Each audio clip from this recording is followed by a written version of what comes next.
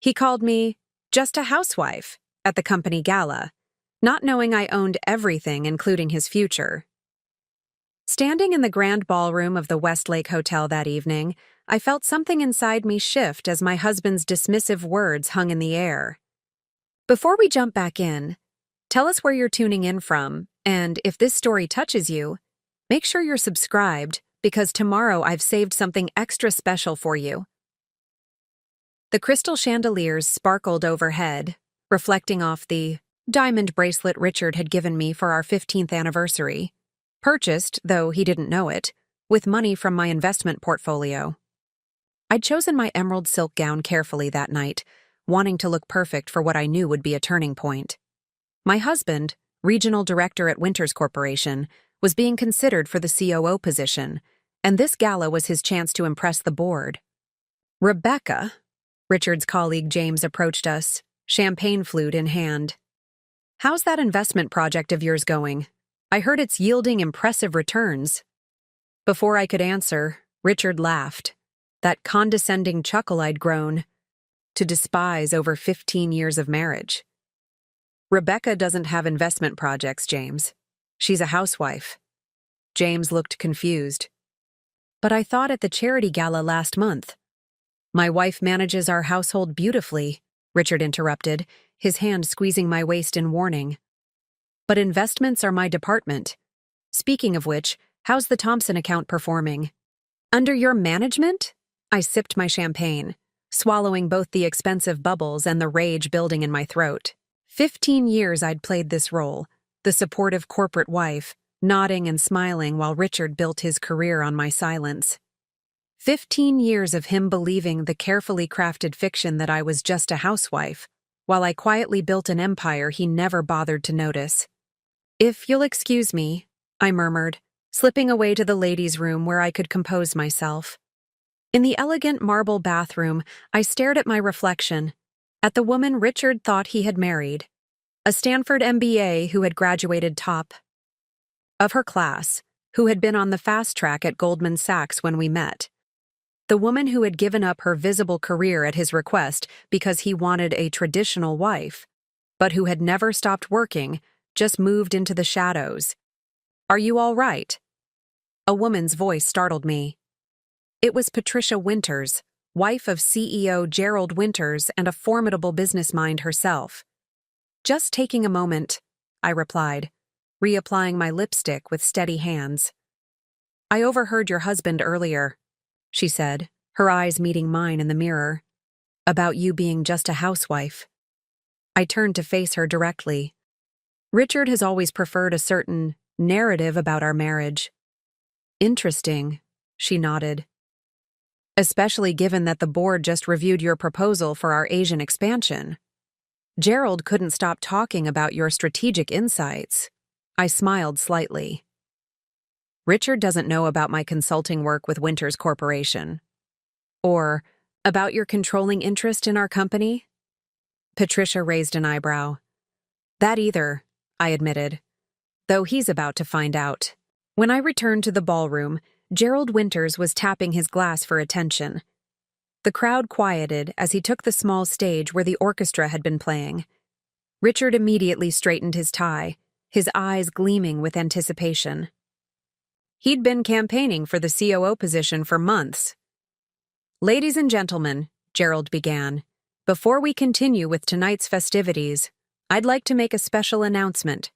As many of you know, Winters Corporation has been seeking the right person to take on the role of Chief Operating Officer as we expand into Asian markets."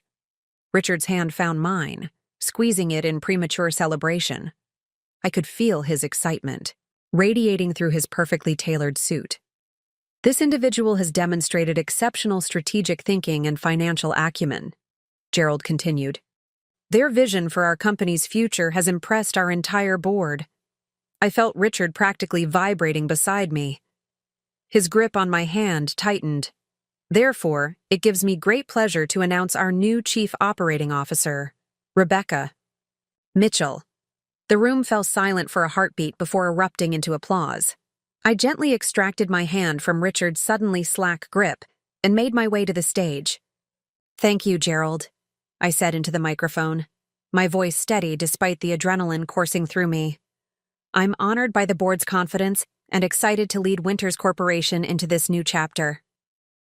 From the stage, I could see Richard's face transition from shock to confusion to dawning horror as Gerald continued. Many of you may not know that Rebecca has been consulting with us for the past year on our strategic initiatives. What fewer know is that Mitchell Strategic Partners, her investment firm, became our majority shareholder 3 years ago. The murmurs in the crowd grew louder. I spotted James Peterson looking between Richard and me, his expression a mixture of shock and delight at this unexpected turn of events. Rebecca's leadership will be invaluable as we move forward, Gerald finished. Please join me in congratulating our new COO. More applause, but my eyes remained fixed on Richard, standing frozen where I'd left him. His corporate mask had slipped completely, revealing the panic underneath. The man who had just minutes ago dismissed me as just a housewife was suddenly realizing he'd been married to his boss for years without knowing it. As I stepped down from the stage accepting congratulations, I made my way back to my husband. His face had gone from shocked to ashen. Rebecca, he managed, his voice barely above a whisper. What is this? This, I replied calmly, is the conversation I've been waiting 15 years to have. The drive home from the gala was silent. Richard gripped the steering wheel of his Tesla, the one I had purchased through my holding company, so tightly his knuckles turned white. His carefully maintained corporate facade had completely crumbled, revealing the confused, angry man beneath. I watched the city lights pass by, feeling strangely calm after 15 years of playing a role he had assigned me. Were you ever going to tell me? He finally asked as we pulled into the circular driveway of our Beacon Hill home. Another asset purchased through my company and gifted to our joint names, a detail buried in paperwork Richard had never bothered to read. I tried many times, I replied, gathering my evening bag as he turned off the engine. You weren't interested in hearing it. Tried?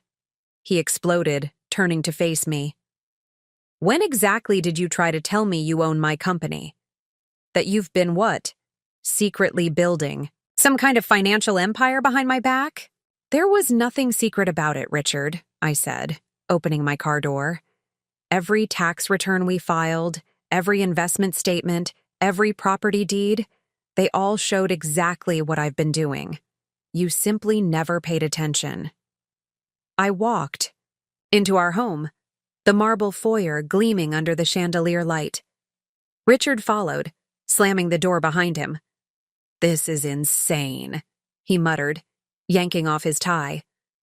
My wife, secretly plotting to become my boss.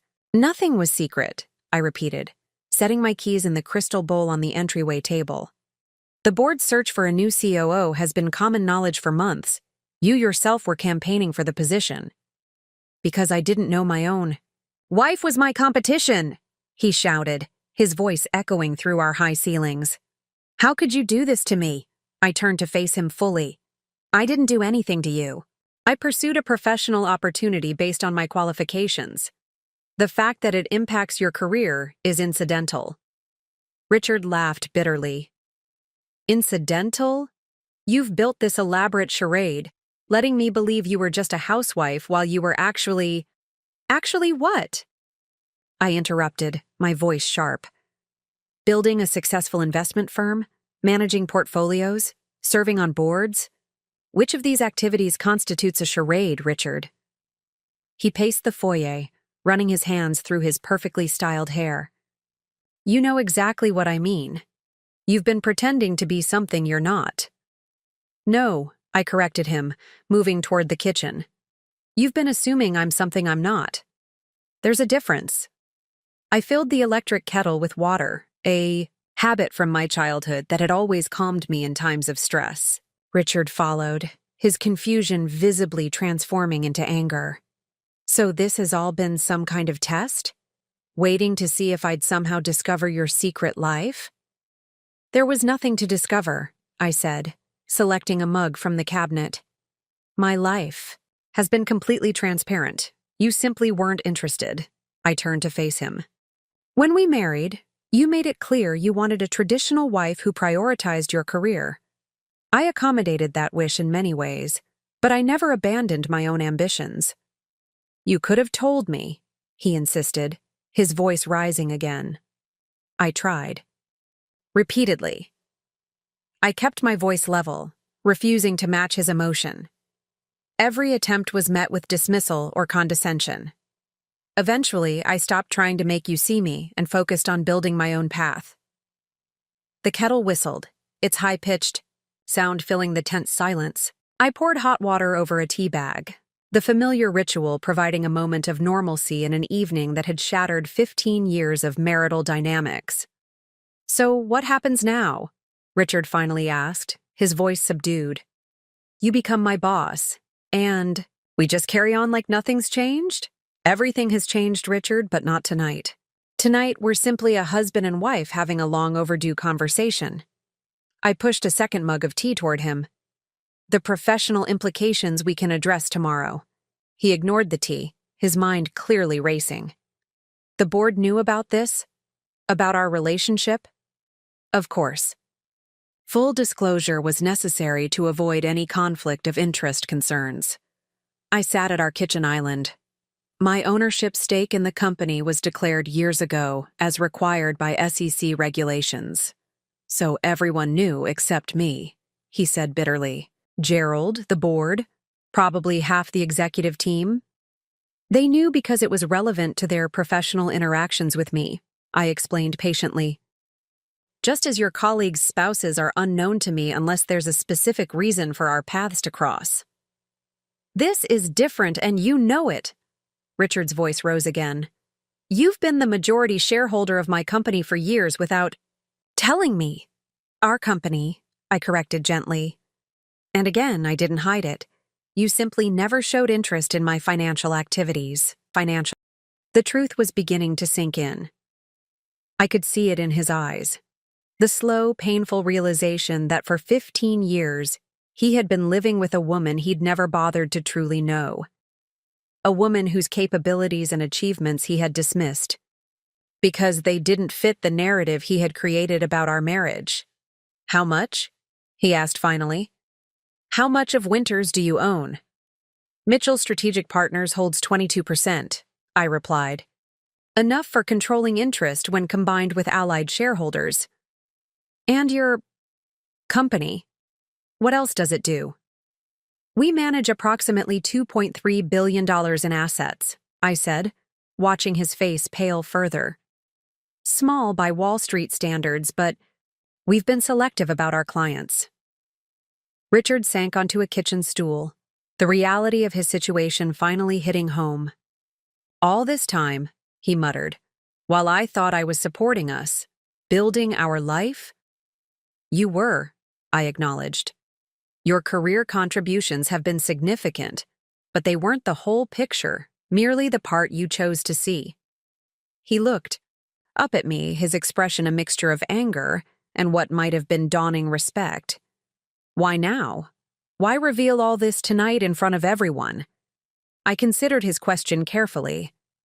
Because after 15 years of being dismissed as just a housewife, I decided it was time for you and everyone else to see me clearly.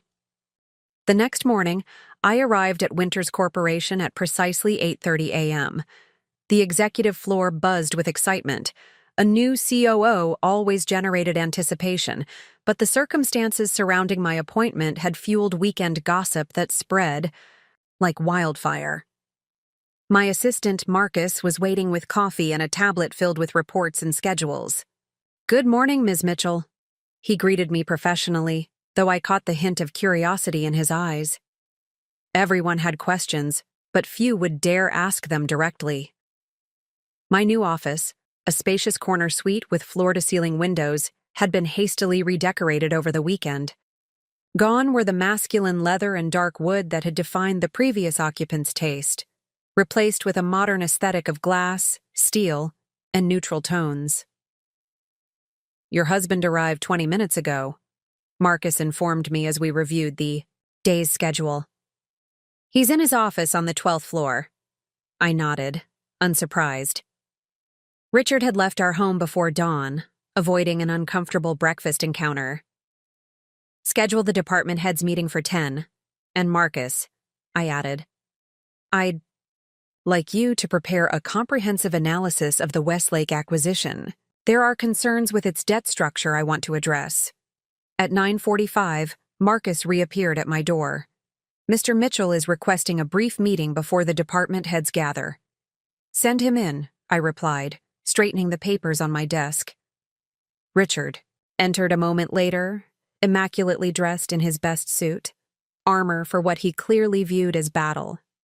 His expression was carefully neutral, though the tension in his shoulders betrayed his discomfort. Good morning, Richard, I greeted him professionally. Please sit down. He remained standing. I think we should address the obvious issue before the meeting. How exactly is this going to work? Professionally and transparently, I replied simply. Your role and responsibilities remain unchanged for now.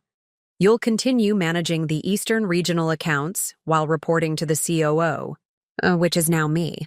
And you don't see any conflict in that arrangement? His voice held barely controlled frustration. The board considered potential conflicts and implemented appropriate governance measures. All performance reviews and compensation decisions regarding your position will be handled by Gerald with board oversight. I maintained my calm, professional tone. This is a business, Richard. Personal relationships are secondary to organizational objectives. He flinched slightly at my words, a reflection of his own attitude throughout our marriage now directed back at him. Did you review the Westlake materials as I suggested? I asked, changing the subject. Richard's expression shifted almost imperceptibly. Yes. There are concerns with the debt structure I hadn't previously identified. The interest rate triggers are particularly problematic, I noted. Combined with the tax implications of their overseas holdings, the acquisition presents significant risks that weren't adequately addressed in the initial analysis. I'd been trying to discuss these exact issues with him for months during our evening conversations. Each time, he had dismissed my concerns, telling me not to worry my pretty little head about complex financial matters. Now, he was forced to acknowledge their validity in a professional setting. I've prepared a revised assessment, he said, his defensive posture faltering slightly. The numbers don't support proceeding as planned. Bring your analysis to the meeting. We'll address it with the team. I glanced at my watch, which begins in 5 minutes. Was there anything else you needed to discuss privately? He hesitated, clearly torn between professional concerns and personal grievances. How do you want to handle the personal aspect when interacting with colleagues? I don't see any need to draw attention to our relationship, I replied. Those who need to know already do. For everyone else, we're simply executives working toward common objectives. Richard's jaw tightened, but he nodded. Fine. I'll see you in the conference room. The department heads meeting began precisely at 10, with 8 executives gathering around the conference table. I felt their curious gazes as I took my place at the head beside Gerald. Good morning, everyone, Gerald began. As you know, today we formally welcome Rebecca Mitchell as our new Chief Operating Officer. Many of you have already worked with her in her advisory capacity over the past year. I watched Richard throughout the introductions.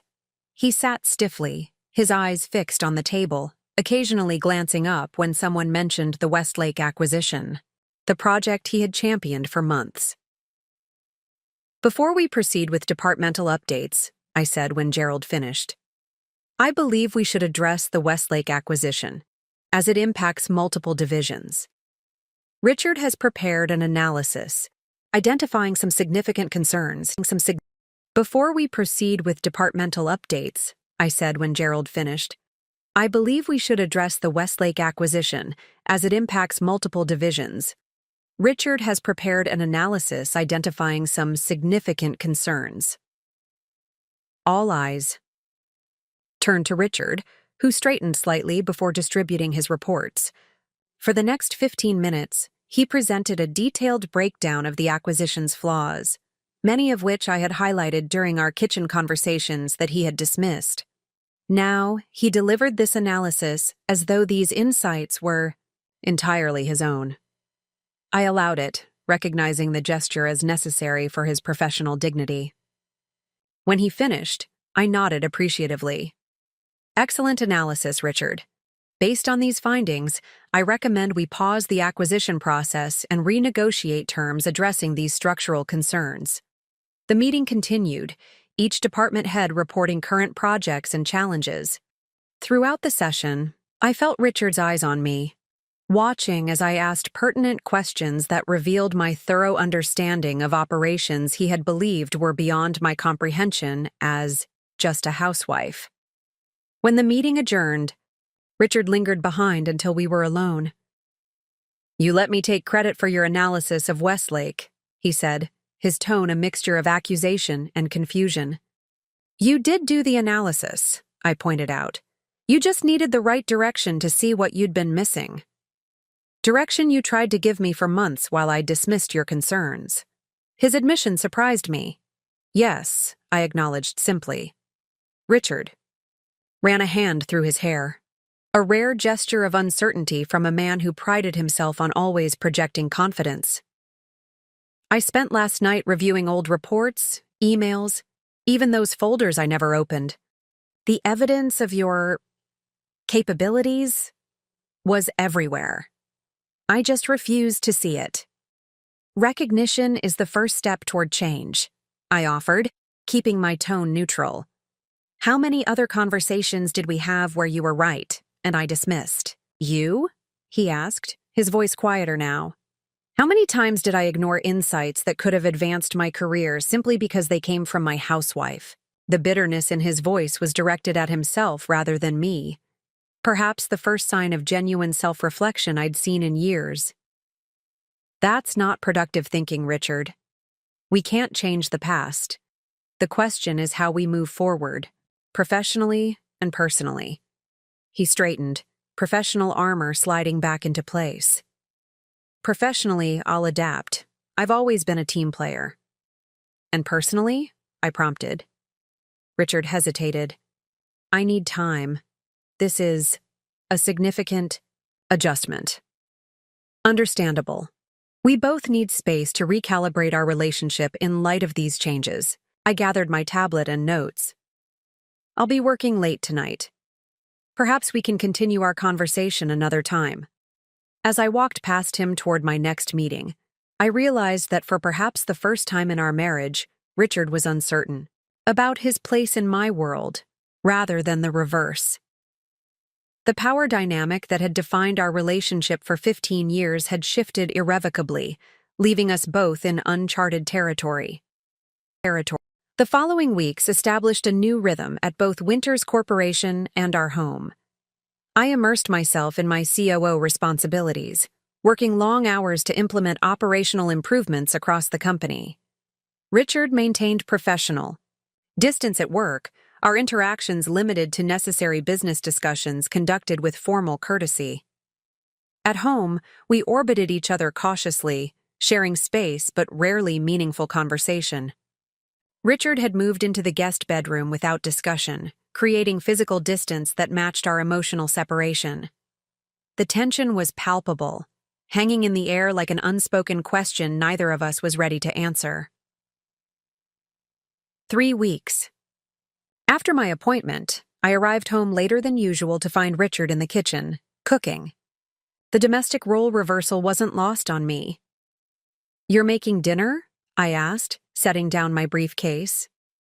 "Just pasta," he replied, stirring the sauce. "You mentioned you'd be working late on the quarterly projections. I thought you might be hungry." The gesture, simple yet unprecedented in our marriage, caught me off guard. "Thank you. That's thoughtful." "It's just pasta," he repeated, but his expression suggested he understood the significance. We ate at the kitchen island, the formal dining room seeming too ceremonial for our tentative interactions. Richard poured wine for both of us, another small acknowledgement of changed dynamics. The Westlake renegotiation is proceeding well, he noted after several minutes of silence. Your suggested approach to the interest rate structure resolved the major sticking points. I'm glad to hear it. The acquisition makes strategic sense with the proper safeguards. Richard nodded, studying his wine glass. I should have listened to your concerns months ago. It would have saved considerable time and resources. Yes, it would have, I agreed simply. The silence stretched between us again until Richard set down his fork with sudden decisiveness. I've been offered a position at Mercer International. I maintained my composure, though the announcement surprised me. When did this happen? They approached me last week. The compensation package is competitive, and the role would involve leading their global acquisitions team. He met my eyes directly. I wanted to discuss it with you before making a decision. That's a significant change from our usual approach to career decisions, I observed, keeping my tone neutral. Richard acknowledged the point with a slight wince. I'm trying to adjust my patterns, to see you more clearly. And do you believe leaving Winters is necessary for that adjustment? I think remaining there creates complications we're both acknowledging but not discussing. He refilled our wine glasses. Every meeting, every decision is layered with our personal history. The team is starting to notice despite our professional facades. I considered this assessment. You're not wrong. There are inherent challenges in our current arrangement. So you think I should accept the Mercer offer? That's not my decision to make, Richard. Professionally, you'd excel in that role. Their acquisition strategy needs exactly your expertise, particularly in the European markets. I sipped my wine thoughtfully. Personally, the question is whether physical separation would help or hinder whatever process we're undergoing in our marriage. Richard looked surprised at my candid analysis. You've researched Mercer's acquisition strategy? Of course. They're a potential competitor in several markets. Understanding their approach is simply good business. He shook his head with a rueful smile. I'm still adjusting to the reality of who you actually are. And who is that, Richard? The question was genuine, not rhetorical. He considered for a moment. Someone far more complex and capable than I ever allowed myself to see. Someone who built an empire while I was busy dismissing her as just a housewife. His expression turned serious.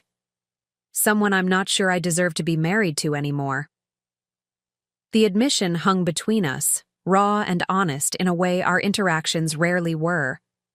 Deserving isn't the issue, I replied carefully.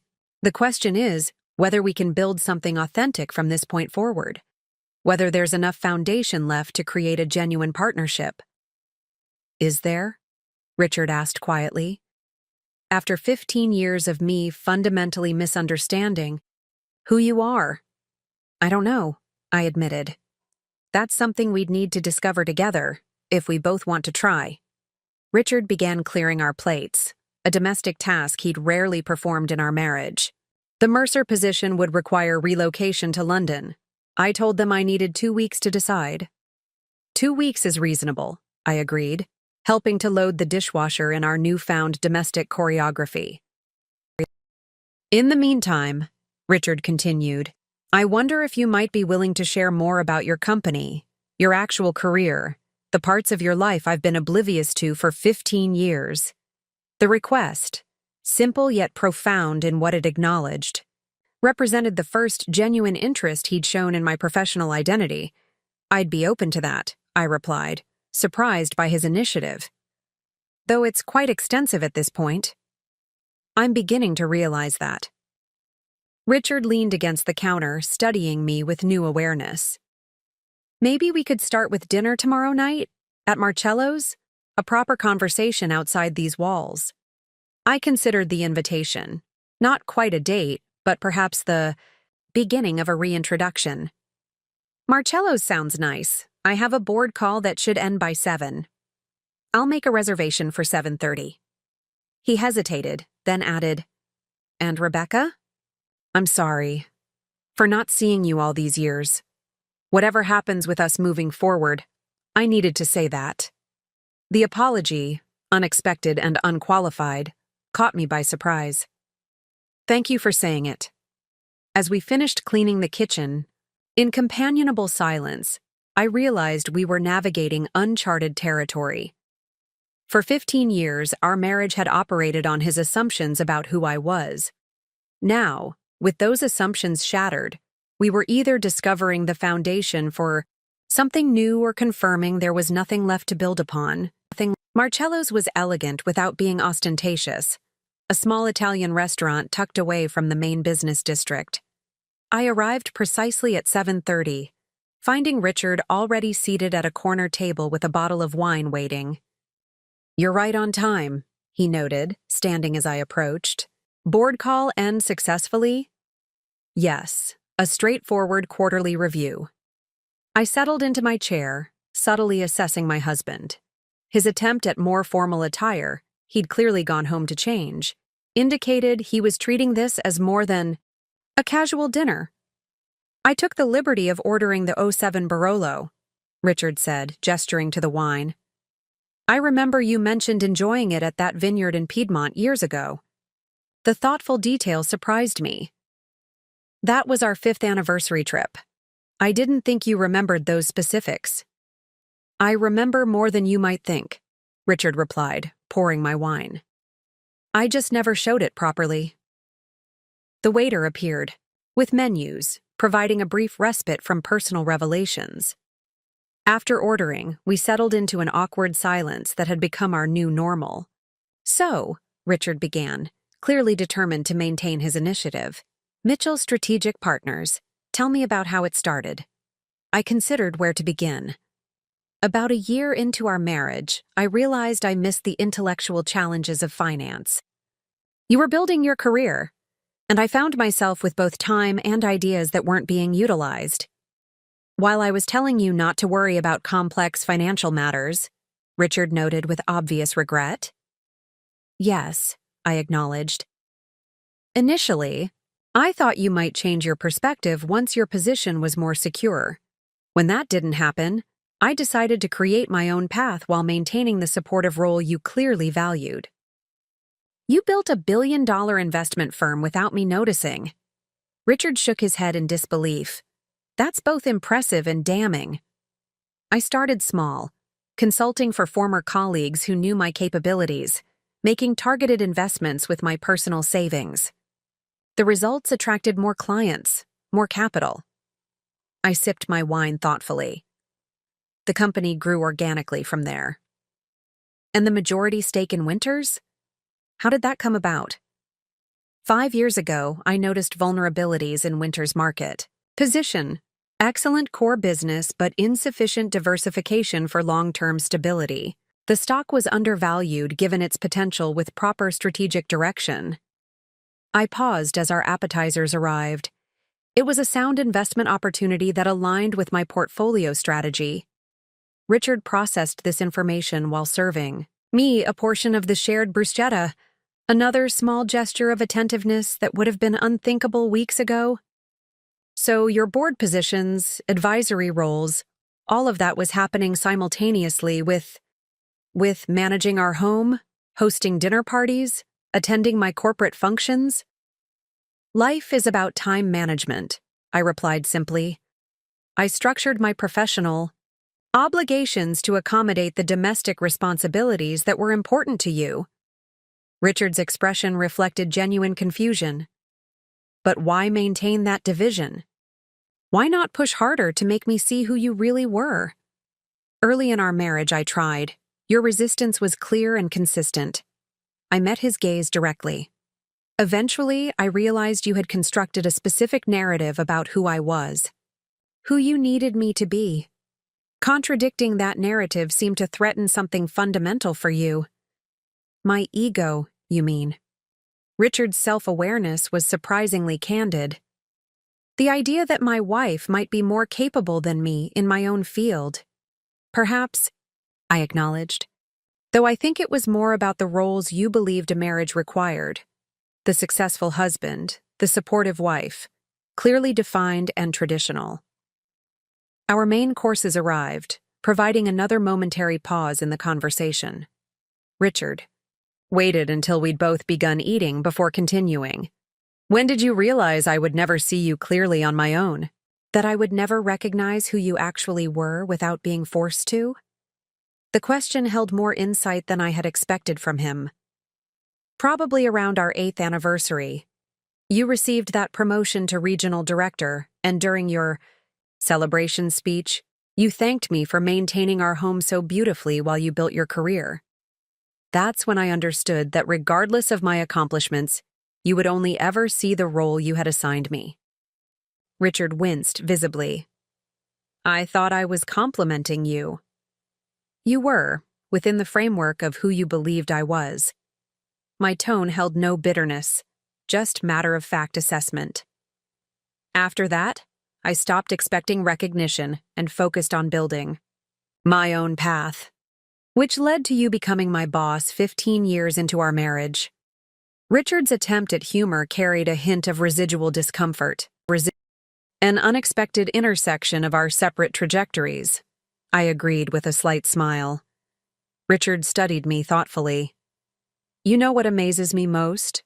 Not just your professional success, but how you've maintained it without becoming bitter. I would have been furious in your position. Bitterness requires emotional investment. I simply redirected my energy toward goals that didn't depend on your validation. I paused, considering my next words carefully. Though I won't pretend your dismissal didn't hurt, especially in the early years.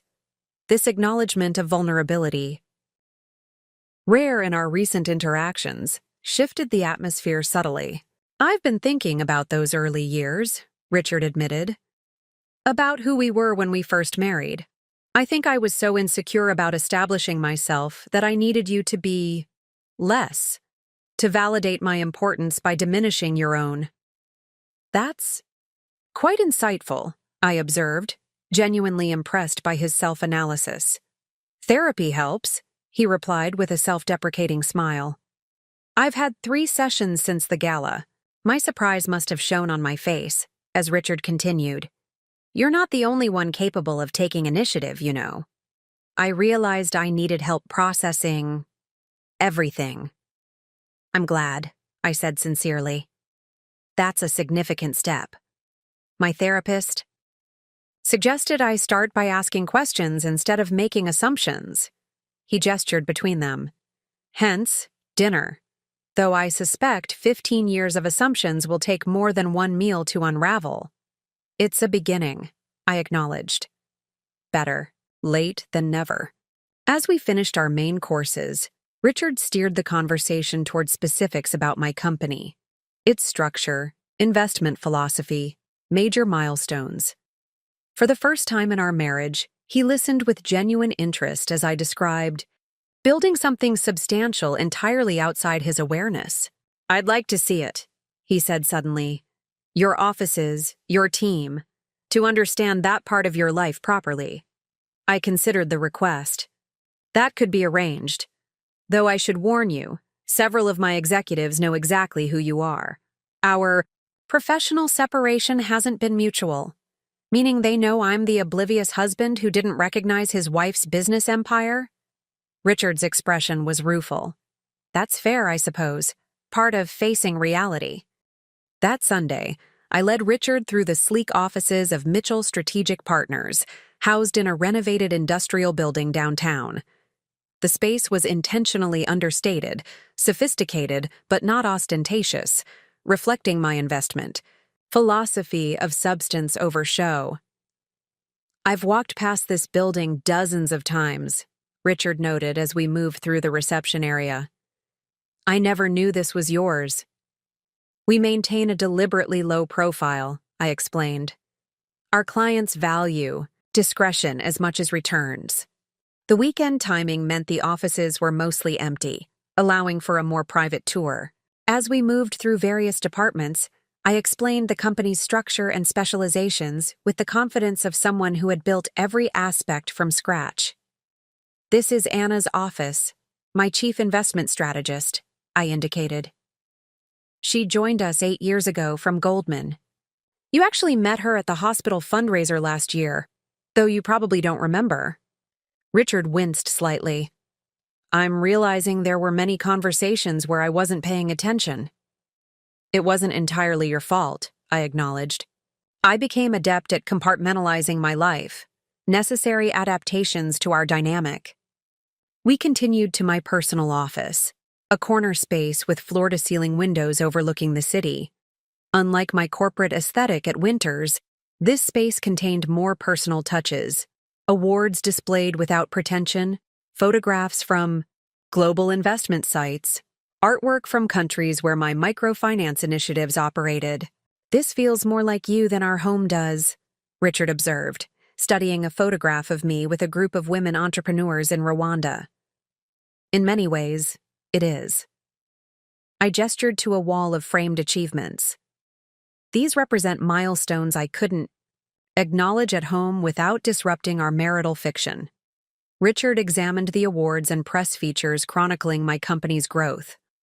Financial Innovator of the Year, Forbes 40 Under 40, UN Women's Economic Empowerment Award. He shook, his head in disbelief.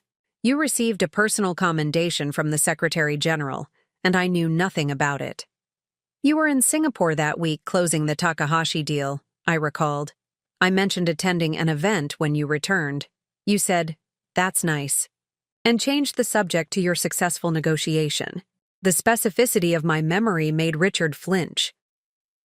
How many moments like that were there, where I dismissed something significant in your life? Too many to enumerate, I replied honestly. Though cataloging them serves little purpose now, I moved to my desk, activating my computer display. Richard focused on a single photograph on my credenza, one of the few that included him, taken on our 10th anniversary. I'm surprised you keep this here, he noted. Given everything. I glanced at the photo. Despite the complexities of our marriage, there were genuine moments worth preserving. Were, Richard repeated, noting my use of past tense.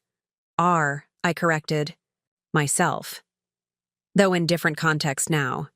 The computer display illuminated with portfolio performances, showing growth trajectories that would impress even seasoned investors. Richard studied the data with professional appreciation. Your returns consistently outperform market averages, he observed, even during downturns. We emphasize sustainable growth over speculative gains. It creates more stability through market cycles. I moved through several screens, showing various investment categories. This section represents our social impact investments. Lower financial returns but significant social benefits. Richard noticed a familiar name. Winters Corporation is in your portfolio beyond your controlling interest. Different investment categories. The controlling shares are held by my principal holding company. These represent employee pension fund, investments, completely separate governance structure to avoid conflicts. He shook his head in amazement. The level of detail, the strategic complexity. You've built something remarkable, Rebecca. Thank you, I acknowledged simply, and I completely missed it. His tone held genuine regret rather than defensiveness. Even when the evidence was literally in my hands, I closed the display, turning, to face him directly. The question is whether that pattern can change moving forward. I'd like to think so, Richard replied, though I understand why you might be skeptical. I led him back through the office toward the conference room, which featured a wall displaying the company's global impact, photographs and data visualizations showing communities transformed through microfinance initiatives and sustainable development projects. This is the heart of what we do, I explained. The profits allow us to expand these programs, creating economic opportunities in underserved regions. Richard studied the display with newfound interest. I remember you talking about women's economic empowerment projects years ago. I thought they were small-scale charity efforts. They started modestly, I acknowledged. But we've expanded to operations in 27 countries, supporting over 200,000 entrepreneurs. The pride in my voice was evident, a rare glimpse of genuine emotion breaking through my carefully maintained professional demeanor. You've improved thousands of lives while I was focused on quarterly bonuses, Richard noted, the contrast clearly affecting him. I understand now why you never fought harder for my recognition. What I offered couldn't compare to what you were building. They serve different purposes, I corrected gently. Professional accomplishment isn't the same as personal connection. I didn't need your validation for the former, but the latter suffered from its absence. This articulation of our fundamental disconnect seemed to impact Richard deeply. He turned away from the display, gathering his thoughts. I've made my decision. About Mercer, he said finally. I maintained my composure, though the abrupt shift surprised me. And? I'm turning it down. His certainty was unexpected. Taking the position would be running away from necessary growth, professionally and personally. Are you sure? It's an excellent opportunity. I'm sure, Richard nodded. I've spent 15 years oblivious to who you really are. I'm not going to spend the next 3,000 miles away, still not knowing my wife. I studied him carefully, looking for signs of the old Richard, the man who made decisions based on career advancement regardless of personal cost. Instead, I saw someone different, uncertain perhaps, but genuine in his desire for change. What does that mean for us? I asked carefully. I don't know yet, he admitted, but I'd like the chance to find out, to see if there's a way forward for our marriage that's based on who you actually are, not who I assumed you to be. We stood in silence for a moment, both recognizing the significance of this turning point. It won't be easy, I warned him. 15 years of patterns don't change overnight. I know, Richard replied, but for the first time in our marriage, I'm seeing clearly what I stand to lose if I don't try. As we left my office building, walking side by side but not quite together, I realized we were entering uncharted territory. The comfortable fiction that had defined our marriage had been shattered, leaving us to discover whether anything authentic could grow in its place. Behind us, Mitchell's strategic partners stood as testament to what I had built while living in the shadows of Richard's assumptions. Ahead lay the possibility of something neither of us had experienced before, a relationship based on recognition rather than convenience, on respect rather than roles. Whether we could navigate this transformation remained to be seen. But for the first time in 15 years, we were both finally seeing the same reality. And that was somewhere to begin. Monday morning at Winters Corporation brought a new dimension to our evolving dynamic. Walking into my executive suite, I noticed the subtle changes in how employees greeted me. The initial curiosity about my appointment had evolved into genuine respect. My first month as COO had proven my capabilities beyond question, even to those who'd been skeptical about my sudden emergence from the shadows. My assistant Marcus handed me my schedule and coffee. The executive team is ready for the quarterly strategy meeting, Ms. Mitchell. And Mr. Mitchell sent over his analysis of the European market expansion. I nodded, scanning Richard's report quickly. It was thorough, professional, and surprisingly, aligned with recommendations I'd made during casual conversations at home months earlier. Conversations he'd dismissed then, but had apparently absorbed more than I'd realized. The strategy meeting was held in the main conference room, with floor-to-ceiling views of the Boston skyline. Richard arrived precisely on time, nodding professionally to his colleagues before taking a seat across from me. Only I could detect the slight tension in his shoulders, the careful neutrality in his expression as he navigated this new professional territory. Before we begin, Gerald Winters said, opening the meeting, I'd like to acknowledge the impressive progress we've made this quarter. Rebecca, your operational improvements have already shown measurable impact. Thank you, Gerald, I replied. But the credit belongs to the entire team. Everyone has adapted admirably to the changes. My gaze briefly met Richard's.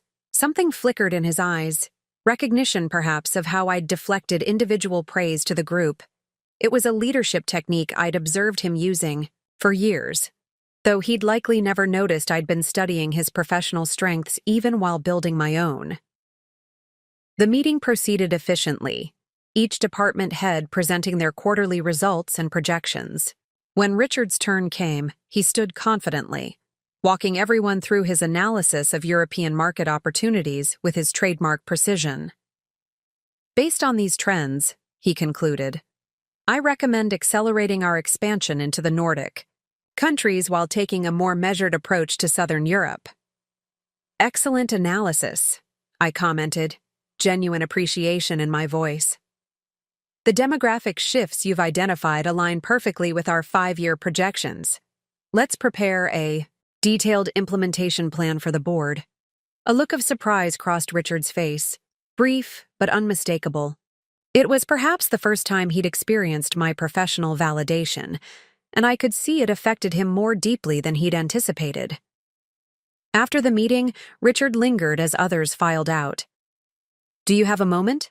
He asked when we were alone. Of course. I gathered my materials, maintaining professional composure despite my curiosity about what prompted this impromptu conversation. I've been reviewing the quarterly projections, he began, his tone carefully neutral. And I noticed something in the Asian market analysis that might present an opportunity. He opened his tablet, showing me data trends I was already familiar with, patterns I'd incorporated into my own strategic planning months earlier. But instead of dismissing his observation, I listened attentively. You're right, I acknowledged when he finished. The consumer behavior shift is significant. What would you suggest as our approach? Richard blinked, momentarily thrown by my question. For 15 years, he'd been the one dispensing business wisdom, never seeking my strategic input. The role reversal was clearly unsettling. I'd recommend an adaptive entry strategy, he said after a moment's hesitation, starting with digital services before physical infrastructure investments. I agree, I nodded. Draft a proposal, and we'll review it together. As he turned to leave, I added, Richard, this is exactly the kind of strategic thinking that makes you valuable to Winters. I've always appreciated your ability to spot emerging patterns. He paused at the door, studying me with newfound uncertainty. Even when I was too blind to see the most significant pattern in my own home? Professional strengths and personal blind spots often coexist, I replied simply. One doesn't negate the other. That evening, I arrived home to find Richard in the CR kitchen again. This new habit of cooking representing some fundamental shift in our domestic relationship. The aroma of garlic and herbs filled the air as he prepared what appeared to be risotto. You're cooking again, I observed, setting down my briefcase. I found I enjoy it, he replied, stirring the rice methodically. It's precise yet creative, like financial analysis but with more immediate results. I smiled at the comparison. And tastier outcomes, I imagine. That too. He gestured to an open bottle of wine on the counter. Would you like some? It's that Montrachet you discovered in Burgundy. Another memory he'd preserved that I hadn't known mattered to him. Yes, thank you. As we moved around the kitchen, me setting the table while he finished cooking, there was an unfamiliar ease between us. Not the comfortable routine of our earlier marriage, but something more deliberate, more conscious. You were impressive in the strategy meeting today, Richard said as we sat down to eat. The way you synthesized everyone's input while maintaining clear direction. I've always approached those meetings as competitions to be won. Different leadership styles, I noted, tasting the risotto. This is delicious, by the way. Thank you. He seemed genuinely pleased by the compliment. About those styles, I've been watching how people respond to your approach. It's creating more collaboration than my method ever did. Your approach has its strengths too, I acknowledged, particularly in negotiations where clear authority is necessary. Richard studied me across the table. You've been observing my professional techniques all this time, haven't you? Even while I was ignoring yours. I've always believed in learning. From everyone around me, I replied. You're exceptionally skilled in certain aspects of business. Why wouldn't I incorporate those observations into my own development? He shook his head slightly, a rueful smile playing at his lips. The asymmetry of our marriage continues to amaze me. You were building your empire while simultaneously studying my professional strengths and maintaining our home. Meanwhile, I couldn't see past my own assumptions to notice the extraordinary woman right in front of me. The honesty in his self-assessment was striking. So different from the Richard who had dismissed me as just a housewife at the company gala. I received a call from James Peterson today, Richard continued, refilling my wine glass. He wanted to know if I'd consider joining his new venture. Apparently, word of my decision to turn down Mercer has spread. And, I prompted, curious about his response. I told him I'm exactly where I need to be. His eyes met mine, both professionally and personally. In the quiet of our kitchen, with the city lights glimmering through the windows, I realized we were creating something new. Not rebuilding what was lost, but constructing something different from the foundations of our shared history and newfound understanding. 2 months after the gala that changed everything, I stood at the podium of the Boston Business Leaders Conference, prepared to deliver the keynote address. The irony wasn't lost on me. Last year, Richard had been the featured speaker while I attended as his supportive spouse, nodding and smiling from the audience. Now, he sat in the front row watching me, his expression a mixture of pride and lingering amazement at how completely our roles had reversed. Transformative leadership isn't about position or power, I began, looking out at the assembled executives. It's about recognizing potential that others overlook, about finding value in unexpected places. From my vantage point, I could see Richard listening intently, genuinely engaged with my words, rather than mentally rehearsing his own next business move. A small but significant shift from the man I'd known for 15 years. After the speech, during the reception, I watched Richard navigate the crowd with practiced ease. What fascinated me was how differently he interacted with people now. Where once he'd been focused on impressing those above him in the corporate hierarchy, he now spent time with emerging business leaders, offering genuine mentorship rather than strategic networking. Your husband seems different, observed Patricia, Winters, appearing at my side with champagne flutes for both of us. More grounded. He's evolving, I acknowledged, accepting the champagne. We both are. Patricia studied me over her glass. Gerald tells me you two have been remarkably professional at Winters. No indication of the personal earthquake you've experienced. The professional and personal dimensions can be separated when necessary, I replied. Though the boundaries are becoming more permeable than they once were. Meaning? Meaning Richard actually listens when I discuss business strategy over dinner now. I smiled slightly. And I'm learning to share more of my professional life, rather than compartmentalizing it. Patricia nodded approvingly. Growth on both sides. That's rare after so many years of established patterns. Across the room, I caught Richard's eye. He excused himself from his conversation and made his way toward us. Mrs. Winters, he greeted Patricia respectfully. Your husband's new sustainability initiative is generating significant interest. 3 CEOs have asked me about implementation. Details in the last hour alone. Gerald will be pleased to hear that, Patricia replied. Though I believe the initiative was originally Rebecca's concept, wasn't it? Richard nodded, no defensiveness in his acknowledgement. The framework was entirely hers. I've simply been helping with the implementation strategy. He turned to me. Your keynote was exceptional, by the way, particularly the section on identifying overlooked market potential. The genuine appreciation in his voice, professional, respect without caveat or condition, represented perhaps the most profound change in our relationship. Richard wasn't just seeing me. He was valuing what he saw. Later that evening, as we walked along the Charles River, a light autumn breeze stirring the leaves around us, Richard broached a subject we'd been circling for weeks. "I've been thinking about our home," he said, his breath visible in the cool evening air. "It doesn't really reflect both of us. It never has." I considered his observation. Our Beacon Hill house had always been a showcase, beautifully designed, but ultimately a stage for the fiction of our marriage rather than a true reflection of either of us. "What are you suggesting?" I asked, curious where this line of thought was leading. "I'm not sure," he admitted.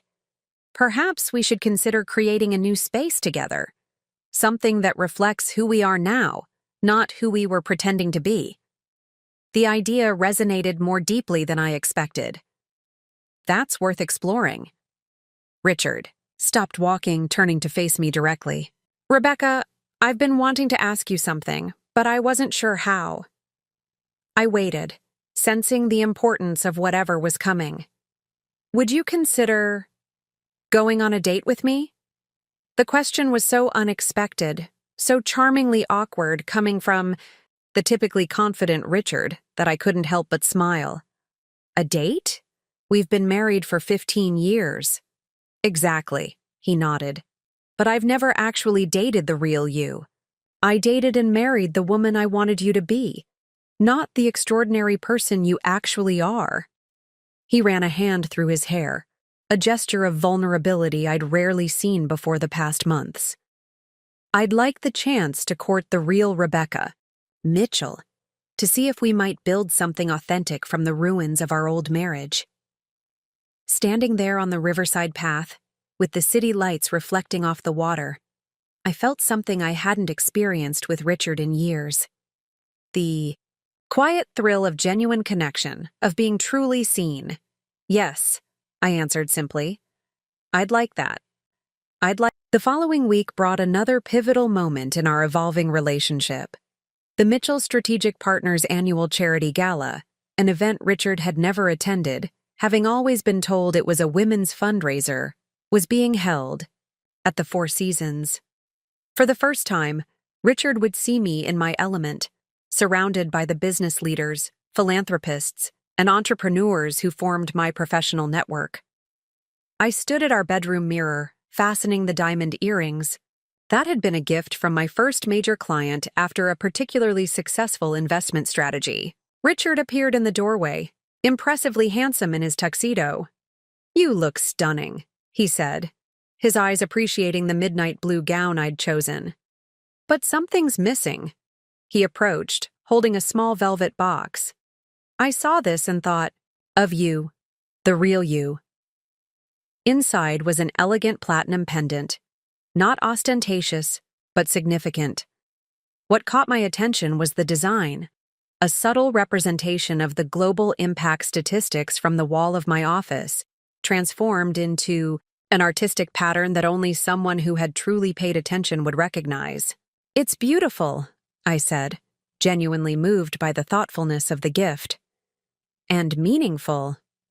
"I had it custom designed," Richard explained as he fastened it around my neck. "I wanted something that celebrated your work, your vision, not just your role as my wife."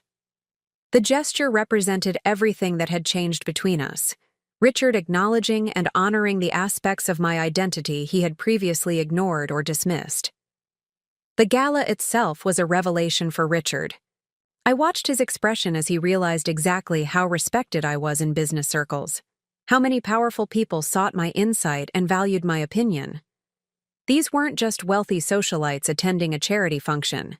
These were CEOs, fund managers, and industry leaders who viewed me as a peer, and in many cases, a mentor. "I had no idea," he murmured as we circulated through the crowd, greeting guests. "The scope of your influence. It's extraordinary."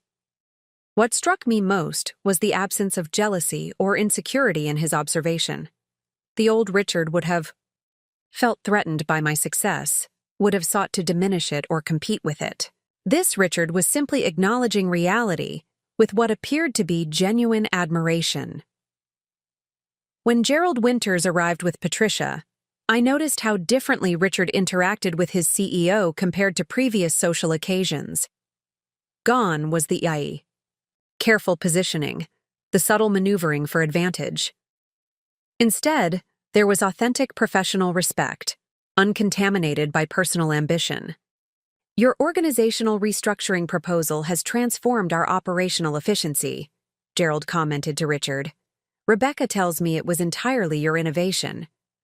Richard smiled, glancing at me. I had excellent inspiration. Working with Rebecca has taught me to see systems differently, to identify potential that isn't immediately apparent. Later, as we danced to the orchestra's rendition of classic standards, Richard held me closer than he had in years. Thank you, he said quietly. For what? For giving me the chance to know you, the real you. His eyes held mine with an intensity I hadn't seen since our earliest days together. I don't know if we can rebuild what we had, but I'm certain whatever we create now will be more valuable because it's based on truth. In that moment, surrounded by the empire I had built while living in the shadows of Richard's assumptions, I realized we were creating something entirely new. Not a repaired version of our broken marriage, but a different relationship altogether. One built on recognition rather than illusion, on respect rather than roles. 6 months after Richard called me just a housewife at the company Gala, we stood together in the empty industrial loft overlooking Boston Harbor. Sunlight streamed through the wall of windows, illuminating the raw space that represented our newest joint venture, a home that would reflect who we truly were, individually and together. What do you think? The real estate agent asked, discreetly checking her watch. She'd shown us 12 properties over the past month, becoming increasingly puzzled by our specific requirements. This wasn't a typical executive couple seeking a showcase home. We were looking for something neither of us could quite articulate but would recognize when we found it. I turned slowly, absorbing the space, the exposed brick walls, steel beams, and concrete floors that offered no pretense, no facade. It has potential. Richard moved to stand beside me at the windows. The light is exceptional, and the open layout would allow us to design without artificial constraints. The agent brightened. So you're interested? We'll need a moment to discuss, I replied, and she nodded, stepping away to make a call. Richard and I stood side by side, looking out at the harbor where ships moved steadily through the morning mist. It's nothing like our Beacon Hill house, he observed. That's rather the point, isn't it? He smiled, the expression reaching his eyes in a way it rarely had during our earlier years together. Completely. No pretending here. No performances, for others' benefit. He gestured to the raw industrial space. Just possibility. Something settled within me. A recognition that this space represented exactly what we were trying to create in our relationship. Authenticity without pretense. Strength without facade. This is it, I said simply. Richard nodded. I agree. That decision marked another milestone in our evolving relationship, our first major joint choice based on mutual understanding rather than assigned roles. Richard wasn't deferring to my financial expertise, nor was I accommodating his status requirements. We were creating something new, together. The agent returned, clearly hopeful. Have you reached a decision? We'll take it, Richard answered, though we'll need to discuss some modifications to the space. Of course, she beamed. I'll prepare the offer documents immediately. As she busied herself with paperwork, Richard turned to me. I suppose we should discuss how we'll handle the financial aspect. 6 months earlier, such a conversation would have been impossible. The topic of my wealth and financial independence too threatening to his self-image. Now he approached it with pragmatic openness. I was thinking we could create a joint investment vehicle specifically for this property, I suggested. Equal contributions? Equal ownership. Richard considered this. That makes sense. Though my contribution would need to come from liquidating some of my long-term investments. Or, I offered, you could contribute your expertise instead. The renovation will require significant project management. He raised an eyebrow. You're suggesting a sweat equity arrangement? I'm suggesting a partnership where we each contribute our strengths, I clarified. Financial capital is only one form of investment. Richard studied me for a moment, then nodded slowly. A genuine partnership. That's what I want too. Later that evening, sitting in our Beacon Hill dining room for one of the last times before the house would be placed on the market, we reviewed architectural proposals for the loft renovation. The formal dining table that had hosted countless corporate dinners, performances where I'd played the role of supportive wife, now held the blueprints for our future home. What about this wall? Richard asked, pointing to the plans. If we moved it here, we'd create better flow between your home office and the shared library space. I studied his suggestion. That works aesthetically, but it might compromise the structural integrity. The engineer flagged that beam as load-bearing. Rather than dismissing my concern, Richard immediately reached for the structural assessment report, reviewing it carefully. You're right. Let's consult with the architect about alternatives. This simple exchange, Richard offering an idea, me expressing a concern, him acknowledging its validity, represented a fundamental shift in our dynamic. 6 months ago, he would have either insisted on his vision regardless of my input or deferred all decisions to me with disinterest. Now, we were collaborating as equals, each respecting the other's perspective. My phone chimed with an email notification. It's from Gerald, I said, scanning the message. The board has unanimously approved our joint proposal for the European expansion. Richard looked up from the blueprints, genuine pleasure in his expression. That's excellent news. Your market analysis combined with my implementation strategy created something stronger than either of us could have developed independently. That seems to be happening more frequently, I observed. This synergy between our approaches. He set down his pen, regarding me thoughtfully. It's ironic, isn't it? For 15 years, I prevented this kind of collaboration by insisting you remain in the role I assigned you. I limited not just your potential, but my own, and certainly ours together. The past is instructive, but not definitive, I replied, echoing a phrase from his recent therapy sessions that he'd shared with me. What matters is how we move forward. Richard reached across the table, his hand covering mine in a gesture that had become more frequent in recent months. I've been thinking about that a lot lately. Moving forward. Something in his tone made me look up from the blueprints, meeting his gaze directly. Rebecca, he began, his voice holding an earnestness I hadn't heard in years. These past 6 months have been transformative. Getting to know you, the real you, has been like discovering a brilliant light that was always present but that I refused to see. I waited, sensing he had more to say. I know our original marriage was built on false premises. My assumptions about who you were, who I needed you to be. He took a deep breath. But I wonder if you'd consider something.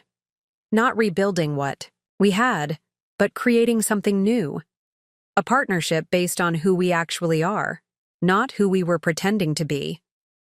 What exactly are you suggesting, Richard?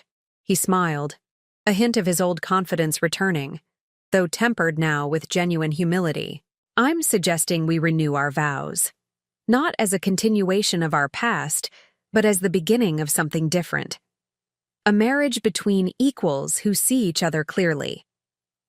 The proposal was unexpected, yet somehow perfectly aligned with the journey we'd been on since that fateful night at the company gala. We weren't trying to salvage what remained of our old relationship. We were building something entirely new from its foundations. I'd need to think about that, I replied honestly.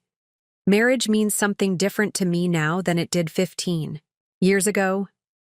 Rather than pushing for an immediate answer, as the old Richard certainly would have, he nodded with understanding. Of course, it's not a decision to make lightly, especially given our history.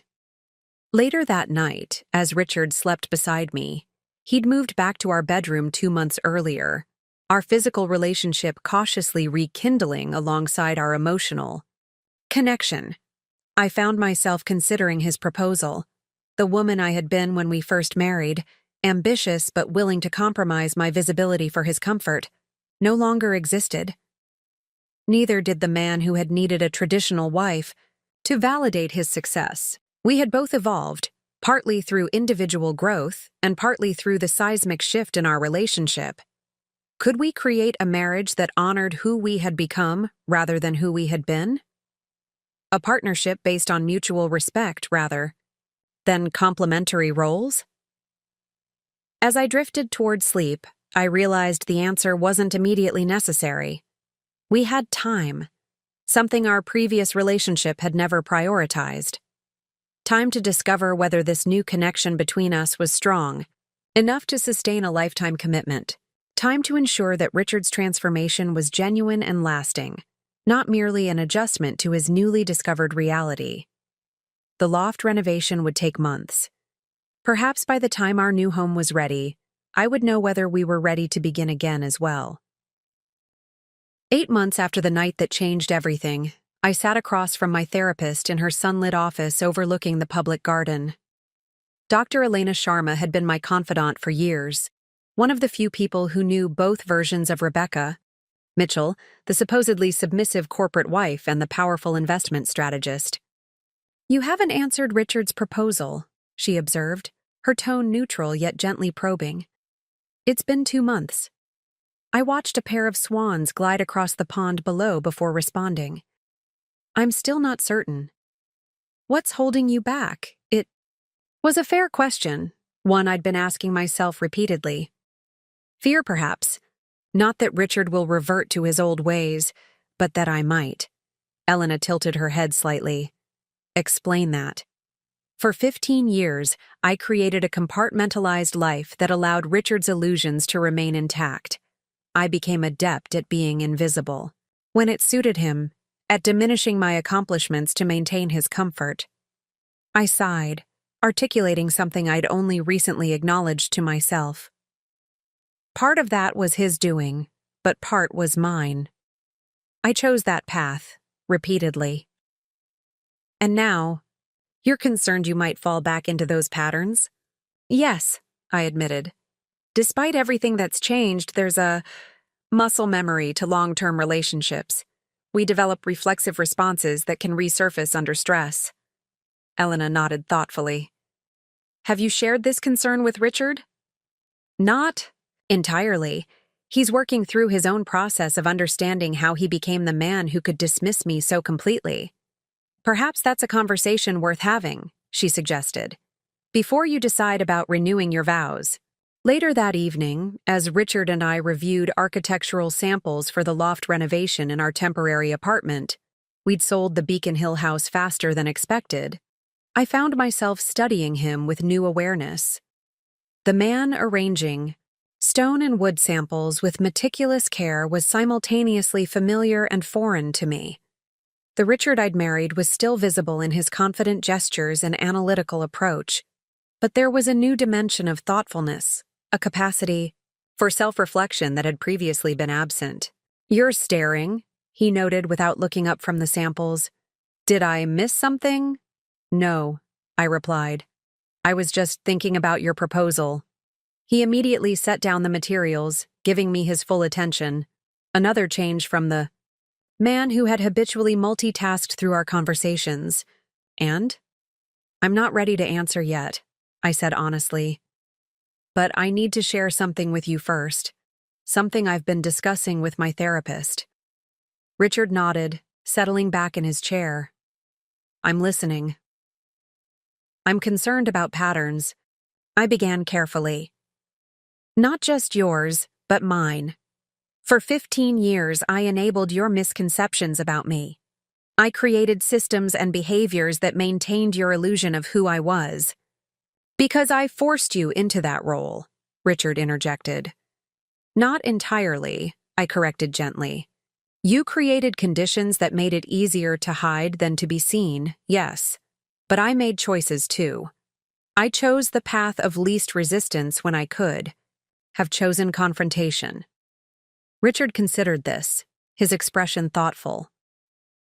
You're worried those patterns might resurface, that we might fall back into our old dynamic. Yes, I acknowledged, relieved at his understanding. Not consciously. Perhaps, but under stress or pressure. Old habits resurface. He nodded slowly. My therapist calls them relationship grooves. The paths we've worn so deeply that we fall into them automatically unless we're consciously choosing another direction. The accuracy of this metaphor resonated deeply. Exactly. And 15 years creates very deep grooves. Richard stood, moving to the window that overlooked the city. For several moments, he simply gazed outward, gathering his thoughts. When he turned back to me, his expression was resolute. Perhaps we're approaching this backward, he suggested, trying to ensure we won't revert to old patterns before making a new commitment. What's the alternative? What if the commitment itself includes acknowledging those patterns? What if, instead of traditional vows, we create promises that specifically address our awareness of these tendencies? His eyes held mine intently. Not for better or worse, but I promise to notice when I begin dismissing your perspective. And I promise to speak my truth, even when it would be easier to hide. The suggestion was startlingly innovative, so different from the Richard who had insisted on the most traditional possible wedding 15 years earlier. That's actually quite profound, I acknowledged. He smiled slightly. I have my moments, especially when properly motivated. 2 days later, I sat in my office at Winters Corporation, reviewing quarterly projections when Gerald Winters appeared at my door. Do you have a moment, Rebecca? There's something I'd like to discuss. I gestured to the chair across from my desk, curious about the slight tension in his bearing. Gerald was typically the embodiment of relaxed confidence. The board has been discussing our leadership structure, he began, settling into the chair. Specifically, long-term succession planning. I nodded, having anticipated this conversation. Gerald was approaching retirement age, though he showed no signs of slowing down. Your performance as COO has exceeded all expectations, he continued. The operational improvements you've implemented have created efficiencies across every division. Thank you, I acknowledged, though much of that success comes from empowering the right team members. Gerald smiled approvingly. Precisely the leadership philosophy we value, which is why the board is unanimous in their desire to groom you as my eventual successor. Though not entirely unexpected, the directness of his statement caught me slightly off guard. I'm honored by the board's confidence, I replied carefully, though I assume this is a preliminary discussion rather than an immediate transition. Correct, Gerald nodded. We're looking at a 2-year timeline, allowing for a gradual shift of responsibilities. And Richard? I asked, the question unavoidable. How does he factor into this plan? Gerald's expression remained carefully neutral. Richard's performance has been exemplary, particularly his work on the European expansion. The board recognizes his value to the organization. But they're concerned about potential conflicts with me as CEO and him as a direct report, I finished. For him, the concern has been raised, Gerald acknowledged. Though I've pointed out that you've both demonstrated remarkable professionalism these past months. I considered the implications carefully. What specifically are you proposing? Nothing immediate, Gerald assured me. For now, this is simply a disclosure of the board's intentions and an invitation for you to consider whether the role aligns with your long-term goals. After he left, I found myself staring out at the Boston skyline, contemplating this new development. The CEO position would be the culmination of my corporate career, recognition not just of my financial acumen, but my leadership capabilities. Yet it also created a new complexity in my relationship with Richard.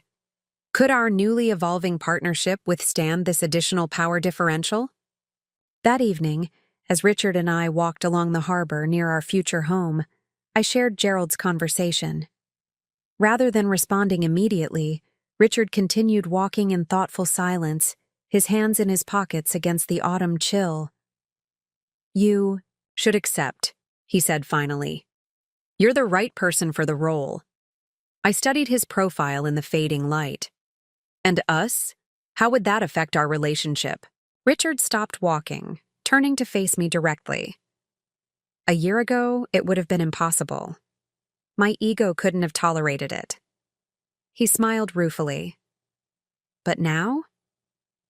I find I'm proud of you, Rebecca. Genuinely proud of what you've accomplished, and what you'll continue to achieve."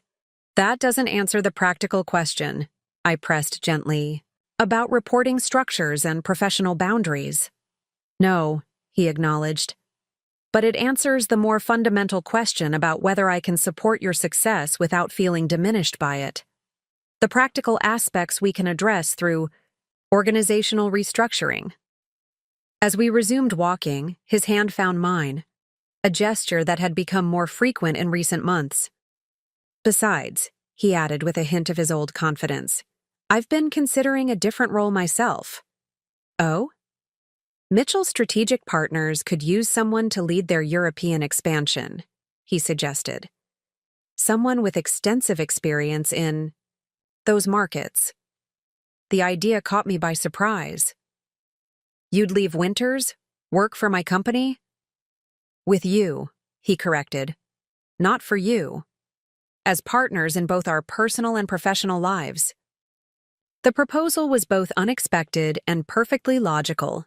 A solution that would allow each of us to leverage our strengths while creating a more balanced personal relationship.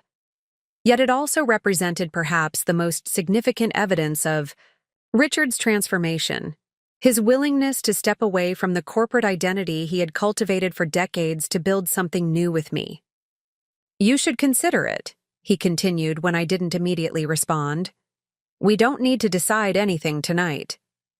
As we reached the construction site of our future home, now surrounded by scaffolding and construction equipment, I realized how aptly it symbolized our relationship. Stripped to its foundational elements, rebuilt with conscious intention rather than inherited assumptions. "I will consider it," I promised, my mind already exploring the possibilities this new arrangement might create for both of us. 1 year to the day after Richard called me just a housewife at the company Gala, we stood together in our newly renovated loft as the construction team completed their final walkthrough. Sunlight streamed through the wall of windows, illuminating the space we had created together, a physical manifestation of our evolving relationship. "It's remarkable," Richard observed, gazing around the open living area with its exposed brick walls and steel beams. "Nothing hidden, nothing artificial, just authentic structure beautifully revealed." The metaphor wasn't lost on me. Our home, like our relationship, had been stripped to its essential elements and rebuilt with intention rather than convention. The kitchen where Richard now enjoyed cooking opened directly to the living space where I often reviewed investment strategies. My office adjoined his, with a sliding glass door that could create privacy when needed, but remained open more often than not. Even our bedroom, with its harbor view, reflected our new dynamic. Equal closet space, dual workstations, balanced design elements that honored both our aesthetics. "Will you miss the formal dining room?" I asked, thinking of our old Beacon Hill house with its rigid separation of spaces. Richard shook his head. "Not at all. I prefer this, being able to talk with you while cooking rather than performing formal hospitality for people I was trying to impress." As the construction team departed, leaving us alone in our new home for the first time, Richard retrieved a bottle of champagne from the refrigerator. "I think this moment deserves a celebration," he said, expertly opening the bottle. 1 year ago today, everything changed." I accepted the glass he offered. For the better, I hope. Without question, his eyes held mine with an intensity that had been absent in our earlier years together. Though the process hasn't always been comfortable. We moved to the seating area by the windows, settling onto the sofa that faced the harbor. The anniversary hadn't escaped my notice. I had been acutely aware of the date approaching, but I was surprised that Richard had tracked it so precisely. "I've been reflecting on that night," he admitted, swirling the champagne in his glass. "On the man I was then, the things I believed about you, about our marriage, about myself. And?" I prompted gently. "And I'm simultaneously ashamed of that man and grateful to him." He smiled ruefully at my raised eyebrow. "Ashamed of his arrogance, his blindness, his need to diminish you to feel adequate, but grateful that his public dismissal of you finally shattered the illusion we'd both maintained for 15 years. I considered his words carefully. I've had similar thoughts, wondering whether we would ever have found our way to this more authentic relationship without that catalyst. "I'd like to think I would have eventually recognized what was right in front of me," Richard mused, "but the evidence suggests otherwise. I was remarkably committed to my misconceptions." "We both were," I acknowledged. "I maintained my compartmentalized life because it was easier than confronting the fundamental dishonesty in our marriage." Richard nodded, his expression thoughtful. "Which brings me to something I've wanted to discuss with you." He set down his champagne glass, turning to face me more directly. "I've been thinking about my proposal, about renewing our vows." "I haven't forgotten," I assured him. "I'm still considering it." "I know," he replied, "but I've realized something important in the meantime. I don't want to renew our old vows. I want to create entirely new ones." The distinction caught my interest. "What do you mean?" "Our original wedding was a performance," Richard explained. "We stood before friends and family promising things neither of us truly understood. Me because I was marrying an illusion rather than a person. You because you were already beginning to compartmentalize your identity to accommodate my expectations." The assessment was harsh but accurate. Our wedding had indeed been the first act in a 15-year performance of traditional marriage roles.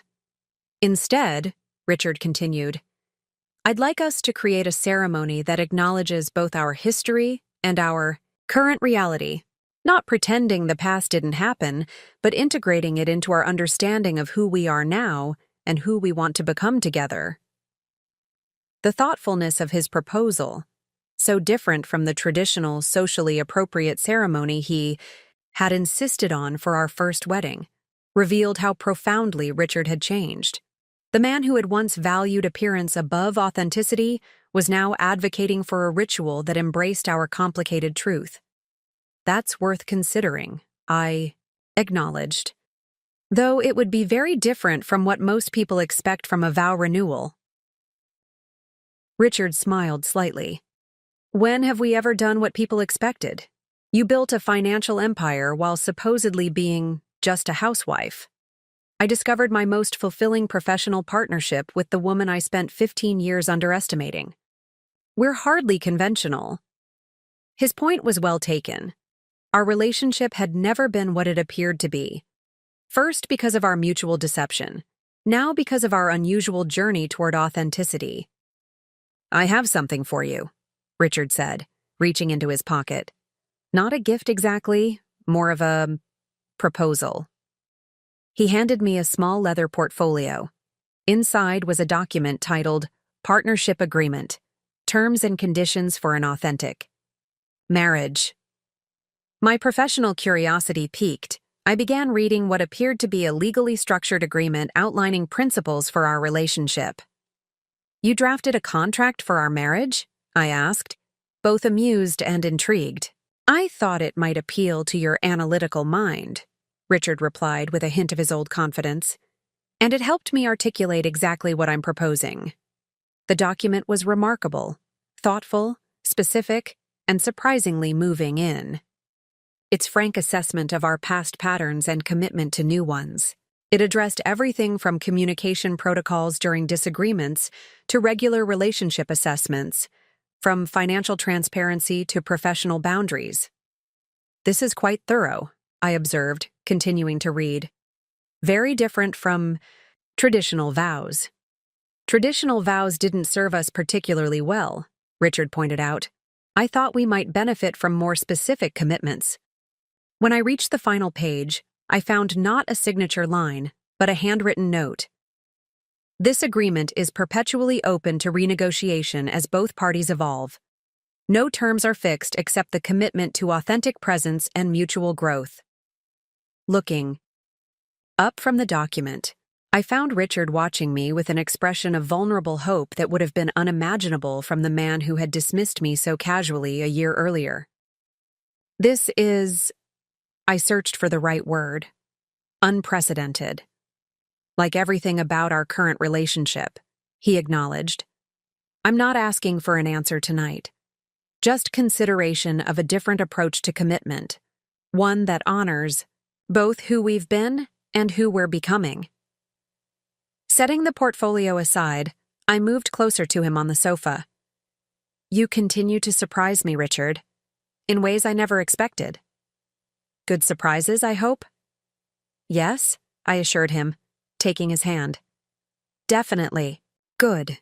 Later that evening, as we shared the first meal in our new kitchen, Richard cooking while I finalized some work emails, I found myself contemplating how completely our dynamics had shifted. The man who had once expected dinner to be waiting, when he arrived home, now found joy in preparing meals for us both. The woman who had hidden her business acumen now worked openly while maintaining genuine connection. "I've made a decision about Gerald's offer," I said as we sat down to eat. "I'm going to accept the succession plan." Richard nodded, seeming unsurprised. "You'll make an exceptional CEO. And I've been thinking about your suggestion regarding Mitchell Strategic Partners," I continued. "There's merit in your idea of leading our European expansion." His expression brightened with genuine interest. "Really?" "The timing would work well with the winter's transition," I explained. "You could build the European division while I gradually assume more of Gerald's responsibilities. By the time I step fully into the CEO role, you'd have established leadership in Europe, creating professional separation that would mitigate potential conflicts," Richard noted approvingly, "while allowing us to leverage both our strengths," I added. As we continued discussing the possibilities this arrangement created, I realized we were engaged in exactly the kind of equal partnership I had once believed impossible with Richard. Not because he was incapable of it, but because neither of us had been authentic enough to create it. The partnership agreement he had drafted sat on the coffee table where I'd left it, a tangible symbol of how far we'd come from the conventional roles we'd once performed. Whether or not we eventually formalized those commitments in some kind of ceremony, the principles it contained had already begun reshaping our relationship into something neither of us could have imagined a year earlier. 18 months after the night that changed everything, I stood at the podium of the Women in Finance Leadership Conference, looking out at a sea of ambitious young women eager to make their mark in an industry still dominated by men. My keynote address, titled "Visibility and Value: Claiming Your Professional Worth," carried deeper personal significance than anyone in the audience could possibly know. "Success isn't just about performance," I told them, my voice steady and confident. "It's about ensuring your contributions are recognized and properly valued. Invisibility, whether imposed by others or self-selected for comfort, undermines not just your career, but your fundamental sense of self." From my vantage point, I could see Richard in the front row, listening intently. He had insisted on attending, rearranging his schedule despite having just returned from establishing our new European headquarters in London. His presence represented yet another evolution in our relationship, his genuine support for my public professional identity, his willingness to be seen as my husband rather than expecting me to be defined as his wife. "I spent years of my career making myself smaller in certain contexts," I continued, choosing my words carefully. compartmentalizing my professional identity to maintain comfortable personal dynamics. While that approach protected relationships, in the short term, it ultimately created unsustainable contradictions. A ripple of recognition moved through the audience.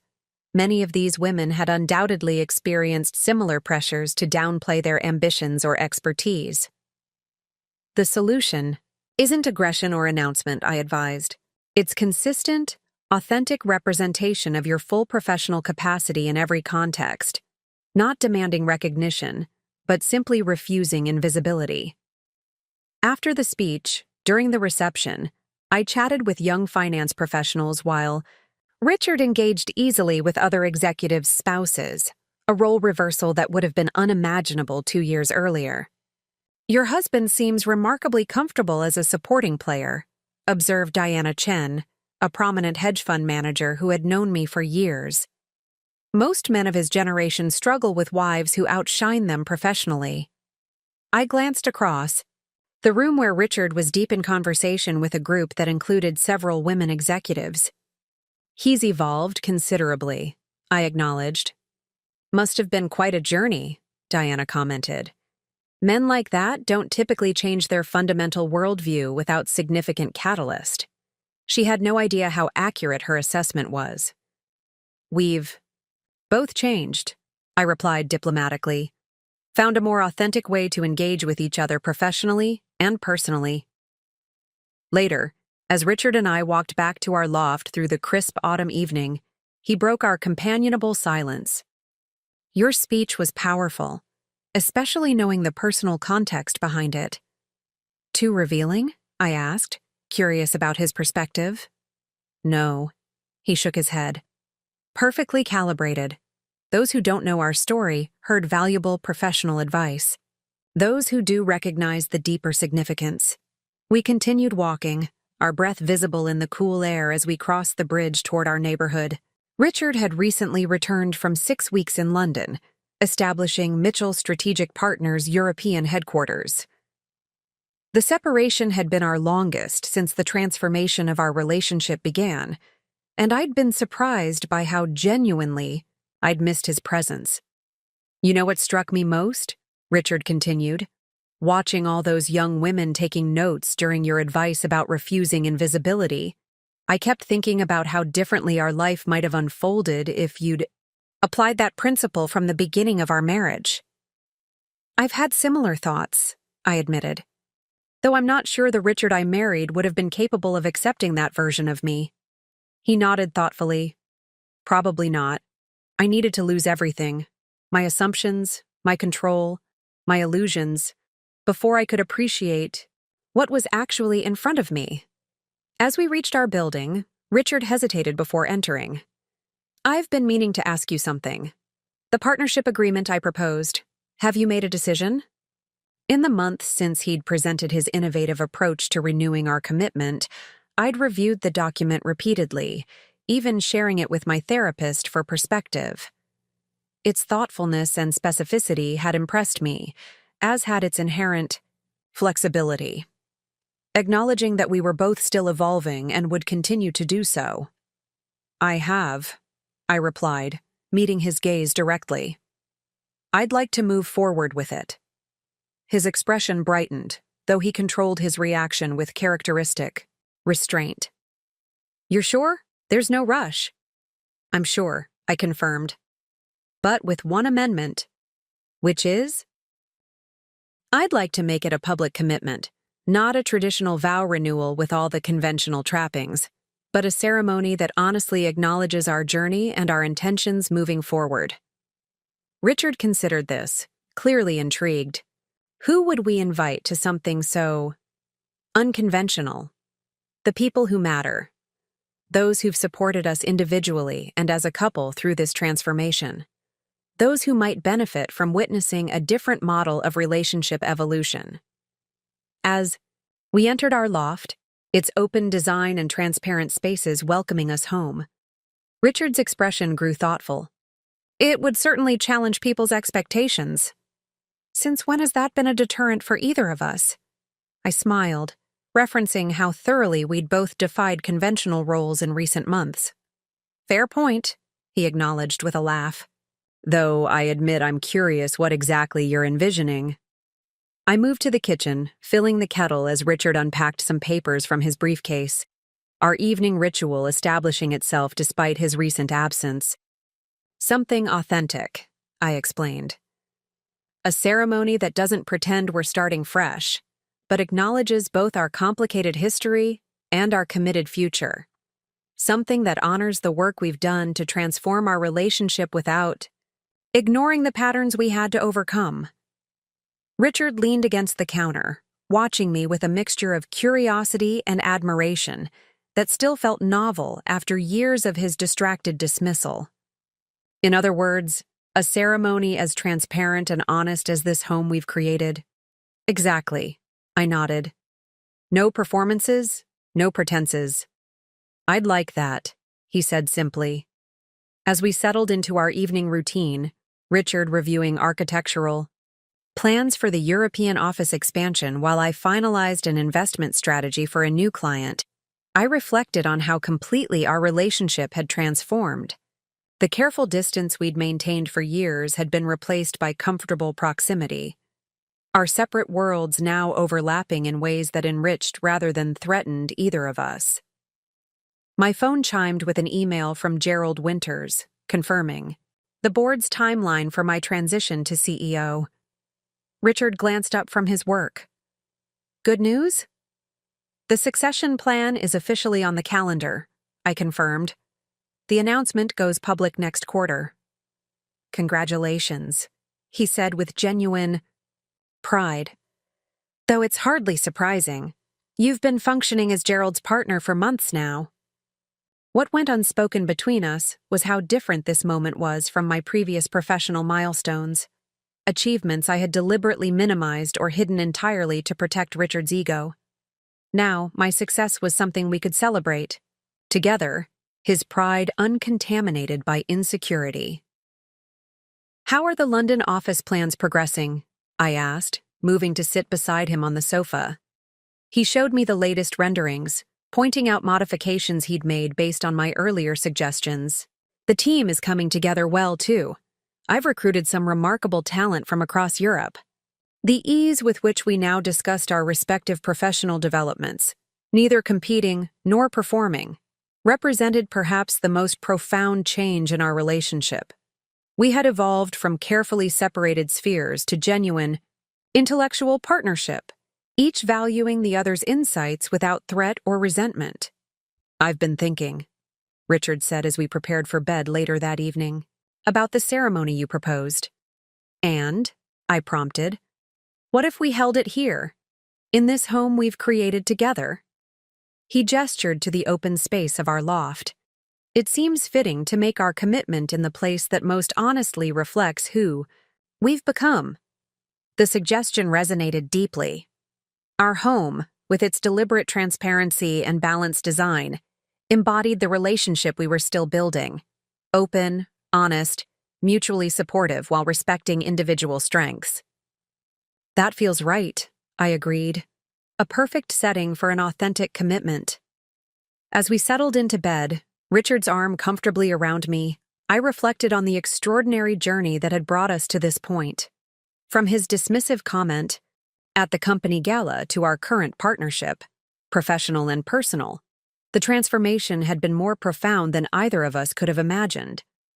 18 months ago, Richard murmured, his voice soft in the darkness, I thought I knew exactly who you were, who we were together. And now, I prompted, now I understand that truly knowing you, truly knowing us, is an ongoing discovery. One I'm grateful to continue. In that quiet moment, with the harbor lights twinkling through our bedroom windows, I realized we had created something neither of us had experienced before. A relationship built not on roles or expectations, but on genuine recognition of each other's complete humanity. Not perfect, certainly, and still evolving, but authentic in a way our previous 15 years together had never been. 2 years after Richard called me just a housewife at the company Gala, We stood side by side in our loft, watching as friends, colleagues, and family members arranged themselves in the open space we had transformed for our commitment ceremony. Unlike our first wedding with its formal church setting and rigid traditions, this gathering reflected the authentic relationship we had built from the ruins of our former marriage. "Nervous?" Richard asked quietly, his hand finding mine as we observed the final preparations. "Not nervous," I replied. "Just reflective." He nodded, understanding without further explanation. We had both been contemplating the extraordinary journey that had brought us to this moment. From his public dismissal of me to our current partnership, professional and personal. The space around us embodied our transformation. Instead of conventional rows of chairs facing an altar, our guests were arranged in a circle, symbolizing the community that had supported our evolution. There were no designated bride's side or groom's side, another artificial division we had abandoned. The traditional white flowers and formal decorations of our first wedding had been replaced with simpler, more meaningful elements. Photographs documenting our journey, quotes about authenticity and growth, mementos from pivotal moments in our relationship's transformation. Gerald and Patricia Winters were among the first to arrive, followed by key executives from both Winters Corporation and Mitchell Strategic Partners. My therapist, Dr. Elena Sharma, sat quietly in one corner, her presence representing the internal work that had accompanied our external changes. Richard's therapy group members, men he had initially joined reluctantly but now credited with essential perspective, formed their own supportive cluster. "Your mother looks confused," I observed, noticing Richard's parents speaking with the ceremony facilitator. Not a traditional officiant, but a relationship coach who had helped guide several couples through similar transformations. Richard smiled slightly. She expected something more conventional. Dad seems to be taking it in stride, though. His father, a retired corporate executive from the same traditional mold that had shaped Richard, had surprised us both with his evolution. After initially struggling with his son's professional shift and our unconventional relationship rebuild, he had gradually come to express genuine curiosity and eventual respect. "It's time," our facilitator, Maya, approached with a warm smile. "Everyone is seated. Are you ready?" We nodded, taking our places in the circle as Maya welcomed our guests and explained the nature of the ceremony we had designed. "We are gathered today not to witness a beginning, but to celebrate a transformation," she began. "Rebecca and Richard have invited you to witness their commitment to a relationship that honors who they truly are, not who they once pretended to be." I scanned the faces around us, noting the varying expressions. Some confused by this departure from tradition, others deeply moved by its honesty. Richard's colleagues from Winters seemed particularly intrigued, having witnessed firsthand the dramatic shift in his professional demeanor over the past 2 years. "Rather than exchange conventional vows," Maya continued, "Rebecca and Richard have created a partnership agreement, a living document that acknowledges both their history and their intentions moving forward." Richard stood first as we had planned, holding the leather portfolio that contained our agreement. His voice, always confident in professional contexts, carried a new kind of assurance, not the practiced authority of his corporate persona, but the authentic strength of someone speaking his complete truth. "2 years ago," he began, "I publicly dismissed the woman I had married as just a housewife, revealing not her limitations but my own profound blindness. That moment shattered the comfortable illusions we had both maintained throughout our marriage, forcing us to confront the fundamental dishonesty in our relationship. A ripple of surprise moved through the gathering at his frank acknowledgement. This was not the sanitized version of relationship challenges most renewal ceremonies glossed over with vague references to ups and downs. The journey from that moment to this one has been the most difficult and rewarding of my life, Richard continued. It required dismantling not just my misconceptions about Rebecca, but my entire understanding of success, partnership, and personal worth. He opened the portfolio, revealing the document we had refined together over the past months. This agreement represents our commitment to creating a relationship based not on roles or expectations, but on authentic recognition of each other's complete humanity. His eyes met mine with an openness that still felt revelatory after years of emotional distance. Rebecca, I promise to remain awake to who you actually are, not who I might find it convenient for you to be. I commit to creating space for your full expression, professionally and personally. And I pledge to continue the internal work necessary to show up as an authentic partner, rather than retreating to comfortable but destructive patterns. As he finished, I stood to join him, taking the portfolio as we had rehearsed. My turn to speak our truth before the witnesses we had chosen. 2 years ago, I began, I allowed Richard to publicly dismiss me as just a housewife. The culmination of 15 years of hiding my professional identity to maintain his comfort. That moment forced me to confront not just his misconceptions, but my complicity in maintaining them. I looked around the circle, making eye contact with those who had known different versions of me. The corporate executives who had worked with the COO, the investment partners who had collaborated with the strategist, the friends who had seen only the supportive wife. For the first time, all these dimensions of my identity were gathered in one place, witnessing my integration. My journey has been one of reclaiming visibility, of refusing to diminish myself to accommodate others' expectations. My gaze returned to Richard, but also of recognizing the courage it takes to truly see someone after years of self-protective blindness. I opened the portfolio to the sections containing my commitments. Richard, I promise to remain visible and truthful, never again hiding aspects of myself to maintain false harmony. I commit to engaging with you as you actually are, not as the role I once needed you to fulfill. And I pledge to continue creating a partnership where both of us can evolve without fear of outgrowing our connection. As I concluded, Maya guided us through the exchange of simple platinum bands, not replacements for our original wedding rings, which we had both chosen to stop wearing during our relationship reconstruction, but new symbols of our current commitment. These rings, she explained to our guests, represent not ownership or tradition, but conscious choice. The choice to see clearly, to speak truthfully, and to grow individually while remaining connected. Rather than the traditional pronouncement of husband and wife, roles we had determined to transcend in their conventional forms, Maya invited our community to witness our commitment. Rebecca and Richard have shared their journey from illusion to authenticity, from performance to genuine partnership.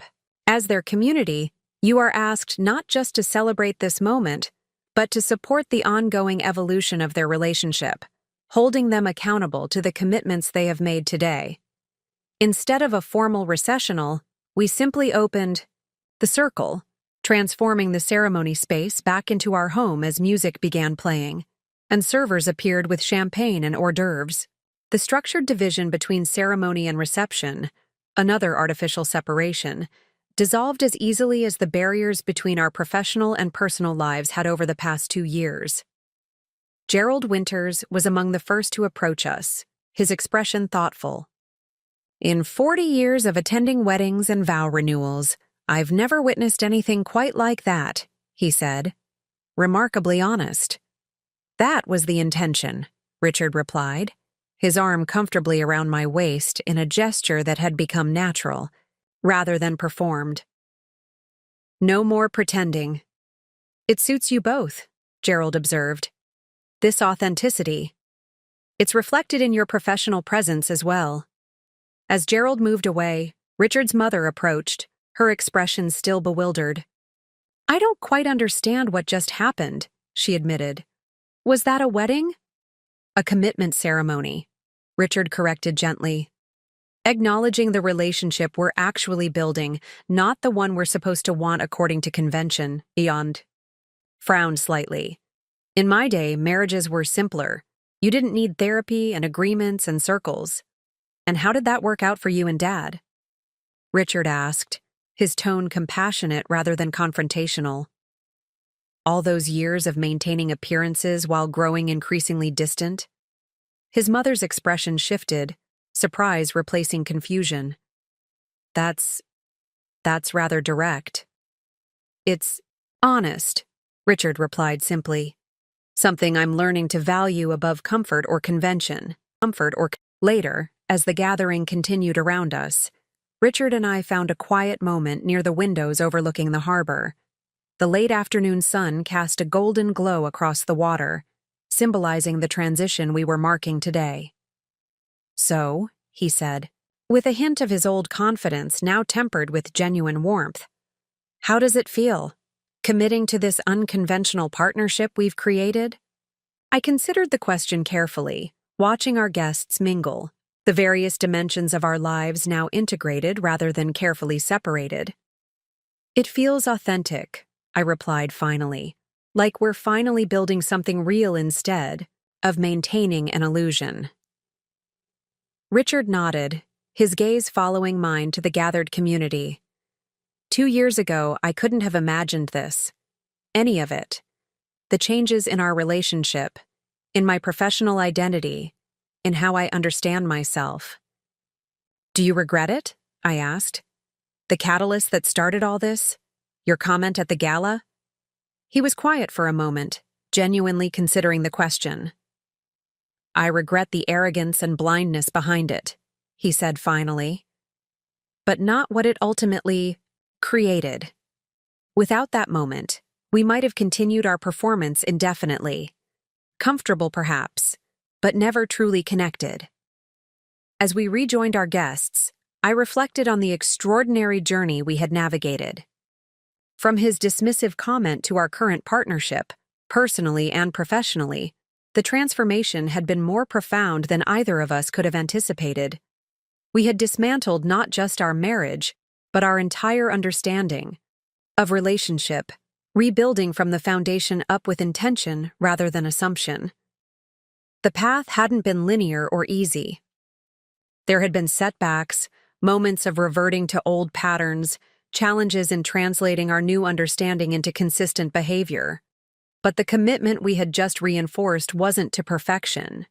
It was to authenticity and growth, to continuing the journey we had begun 2 years earlier when Richard inadvertently shattered the illusions we had both maintained.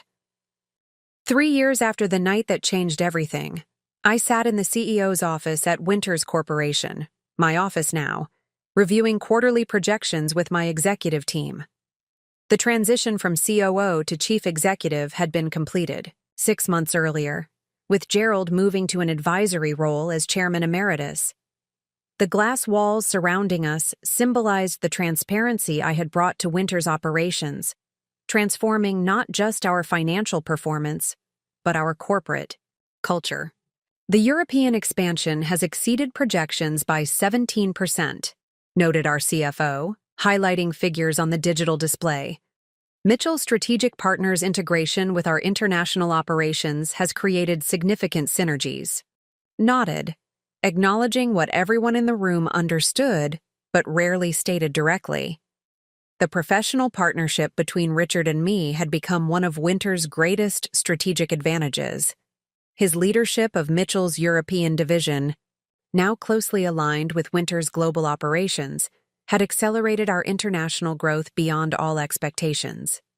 Speaking of Europe, I said as the meeting concluded, I'll be in London next week for the International Finance Summit. I'd like each of you to prepare updates for the European leadership team. As the executives filed out, my assistant appeared. At the door. Richard is on video call from London, private line. I smiled, thanking her as I activated the secure connection. Richard's face appeared on the screen, the Thames visible through the window behind him in Mitchell's London headquarters. Good morning from across the pond, he greeted me. Or good afternoon for you, I suppose. How are the preparations for the summit coming along? I asked, leaning back in my chair. Smoothly. Your keynote is generating significant interest. We've had to expand the venue capacity twice. His expression shifted to something more personal, less professional.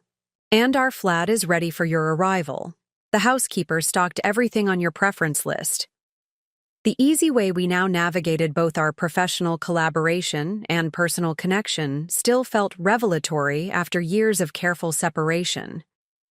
Richard maintained a London flat for his extended European stays, while I divided my time between Boston and regular visits overseas. Our relationship had evolved to accommodate this geographic flexibility without strain, another dimension of growth neither of us could have imagined 3 years earlier. "How's the Richardson acquisition progressing?" Richard asked, transitioning back to business. As CEO of Winters and his partner in Mitchell Strategic Partners, I maintained oversight of both organizations' major initiatives. Final due diligence is underway. The numbers remain solid. I shared my screen, showing him the latest financial assessment. Your initial instinct about their market position was right. Richard nodded, processing the information with his characteristic analytical focus. Good. I was concerned about the pension obligations, but these projections account for them adequately. 3 years ago, such an exchange would have been unthinkable. Richard dismissing my financial insights, me hiding my analytical capabilities.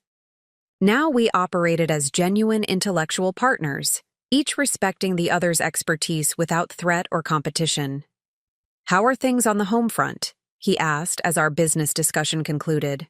"The water feature in the courtyard finally works properly," I replied, knowing he'd been concerned about the installation. Our Boston loft had evolved alongside our relationship, each renovation and addition reflecting our continuing growth together.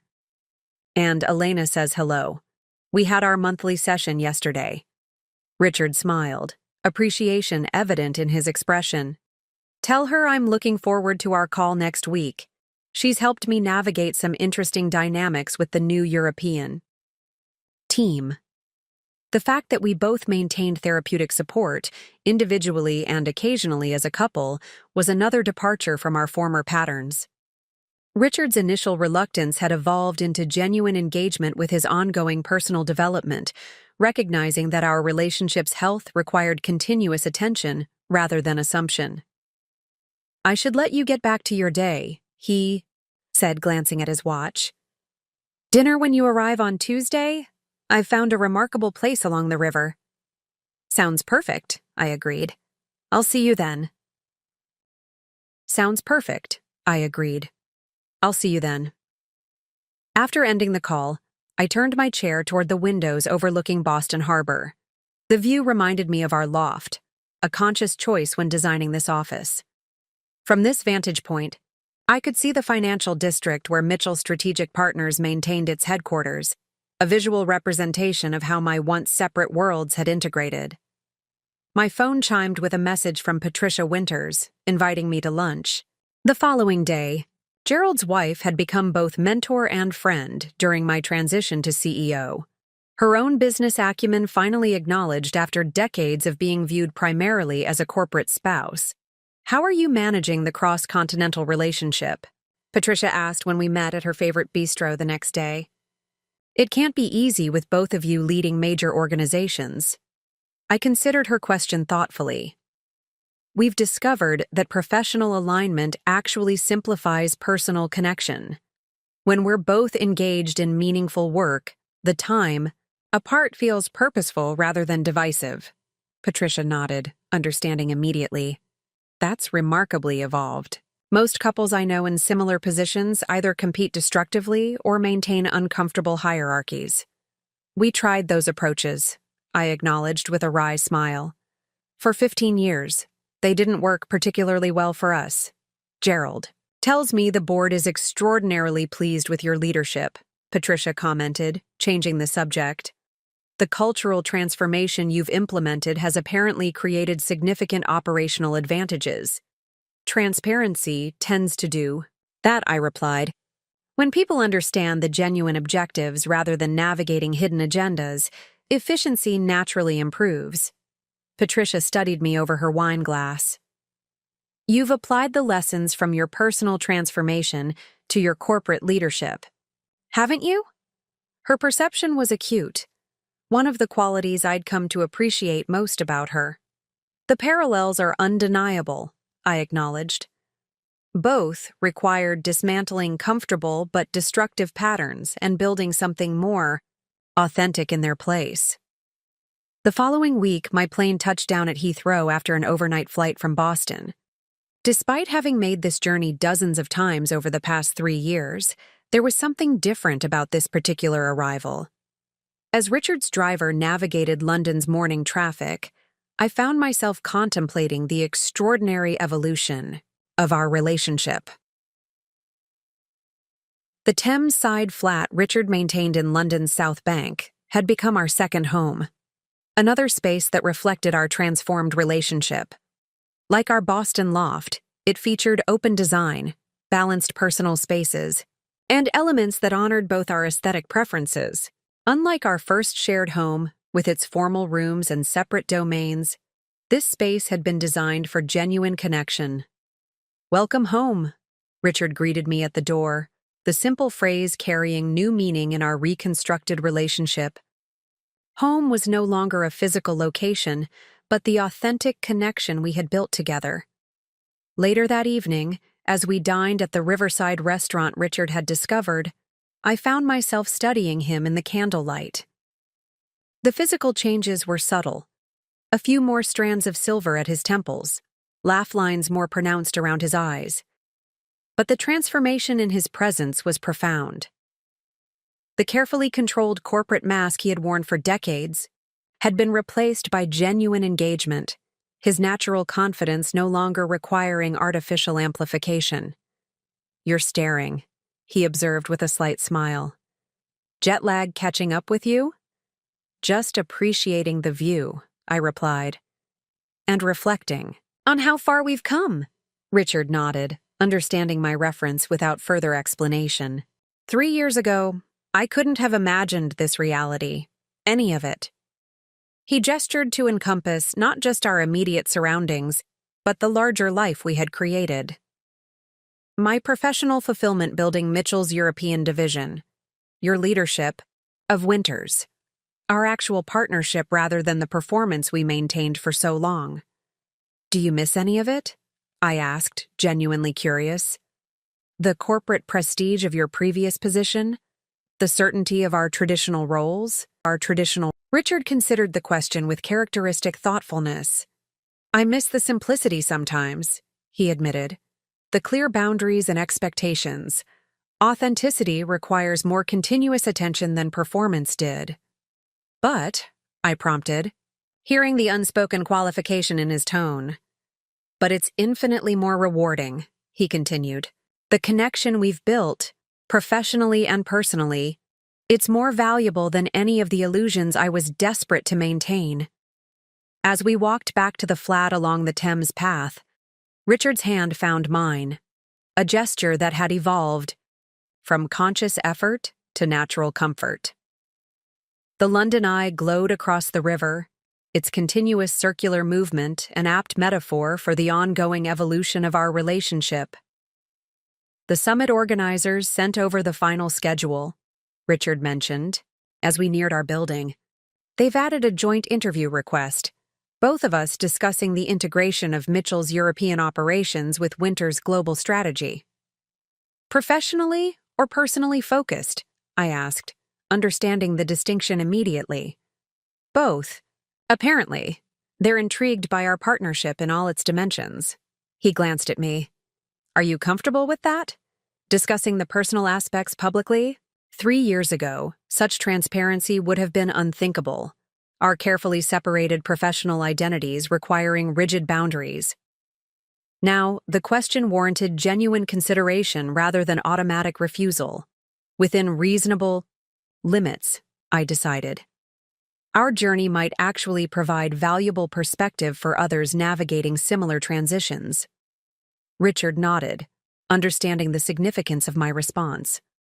We had moved from actively hiding our true relationship to cautiously revealing it, another dimension of our ongoing evolution from performance to authenticity.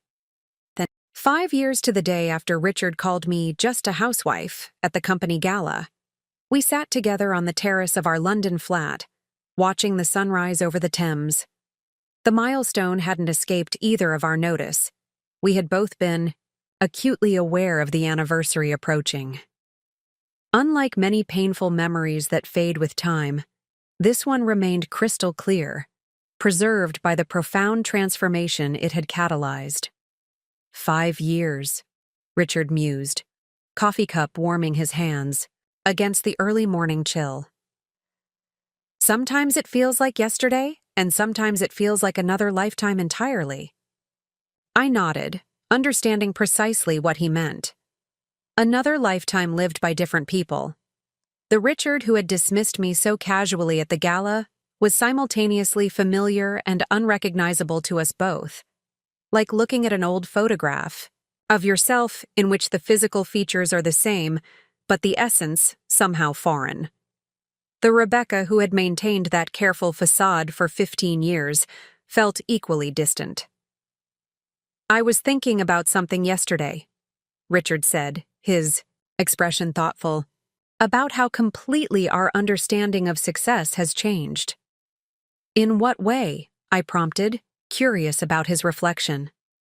5 years ago, success to me meant hierarchical advancement, financial accumulation, and maintaining certain appearances. He gestured toward the London skyline, where both Winter's European headquarters and Mitchell Strategic Partners offices were visible.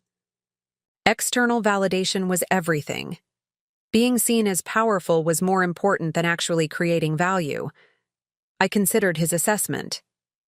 And now success seems more about alignment, ensuring our actions reflect our actual values rather than assumed ones, creating systems that generate meaningful impact rather than just impressive numbers. His eyes met mine with the direct engagement that had replaced his former strategic gaze. Building relationships based on genuine connection rather than mutual performance. The evolution he described mirrored my own journey, from carefully compartmentalized achievement to integrated purpose. Where once I had measured success by my ability to maintain separate spheres of influence without disrupting our marital fiction, I now valued the authentic integration of my personal and professional identities. I received an interesting invitation. Yesterday, I mentioned, setting down my coffee cup. Harvard Business School wants us to participate in a case study about dual career partnerships in executive leadership. Richard raised an eyebrow, intrigued. That's a significant departure from the usual corporate leadership studies.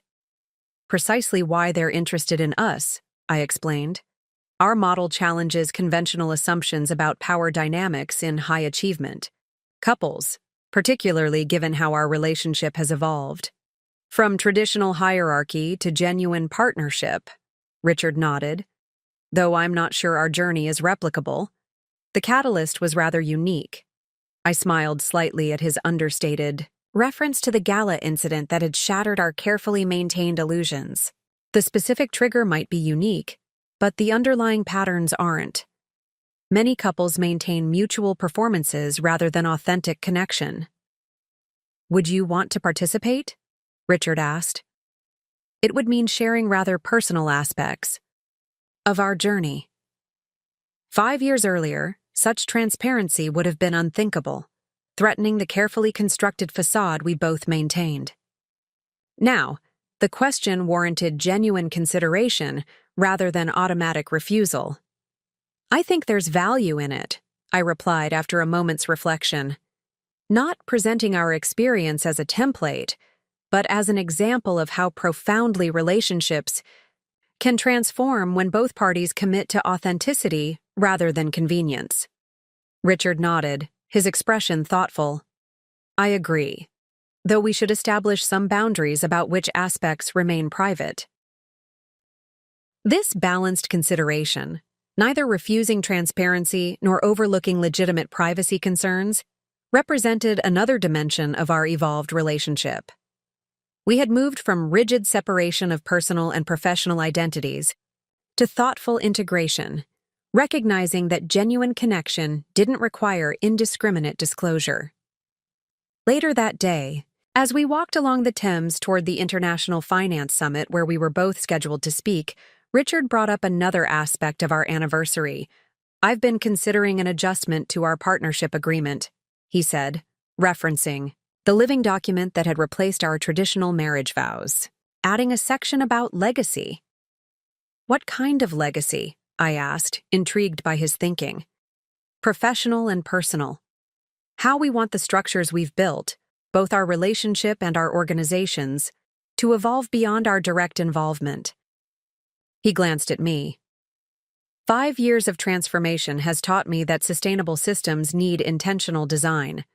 They don't just happen organically. The insight struck me as profound, another evolution in Richard's thinking. The man who had once focused exclusively on his individual advancement now considered the long-term impact of the systems he helped create. "That's worth exploring," I agreed. "Though legacy planning typically happens later in one's career." Richard smiled slightly. "Conventional timing hasn't exactly been our strength. Besides, I'm not suggesting imminent retirement, just conscious consideration of how what we're building might continue evolving after us." The summit venue appeared ahead, its modern glass architecture reflecting the morning light. Unlike previous years when we had participated separately, Richard representing Mitchell's European operations, me speaking as Winter's CEO, today we would share the stage for the first time, discussing the innovative partnership we had developed between our organizations. "Ready for this?" Richard asked as we approached the entrance. "Our first joint professional presentation." "Perfectly ready," I assured him, "though it's hardly our first collaboration." Inside, the summit was already buzzing with activity.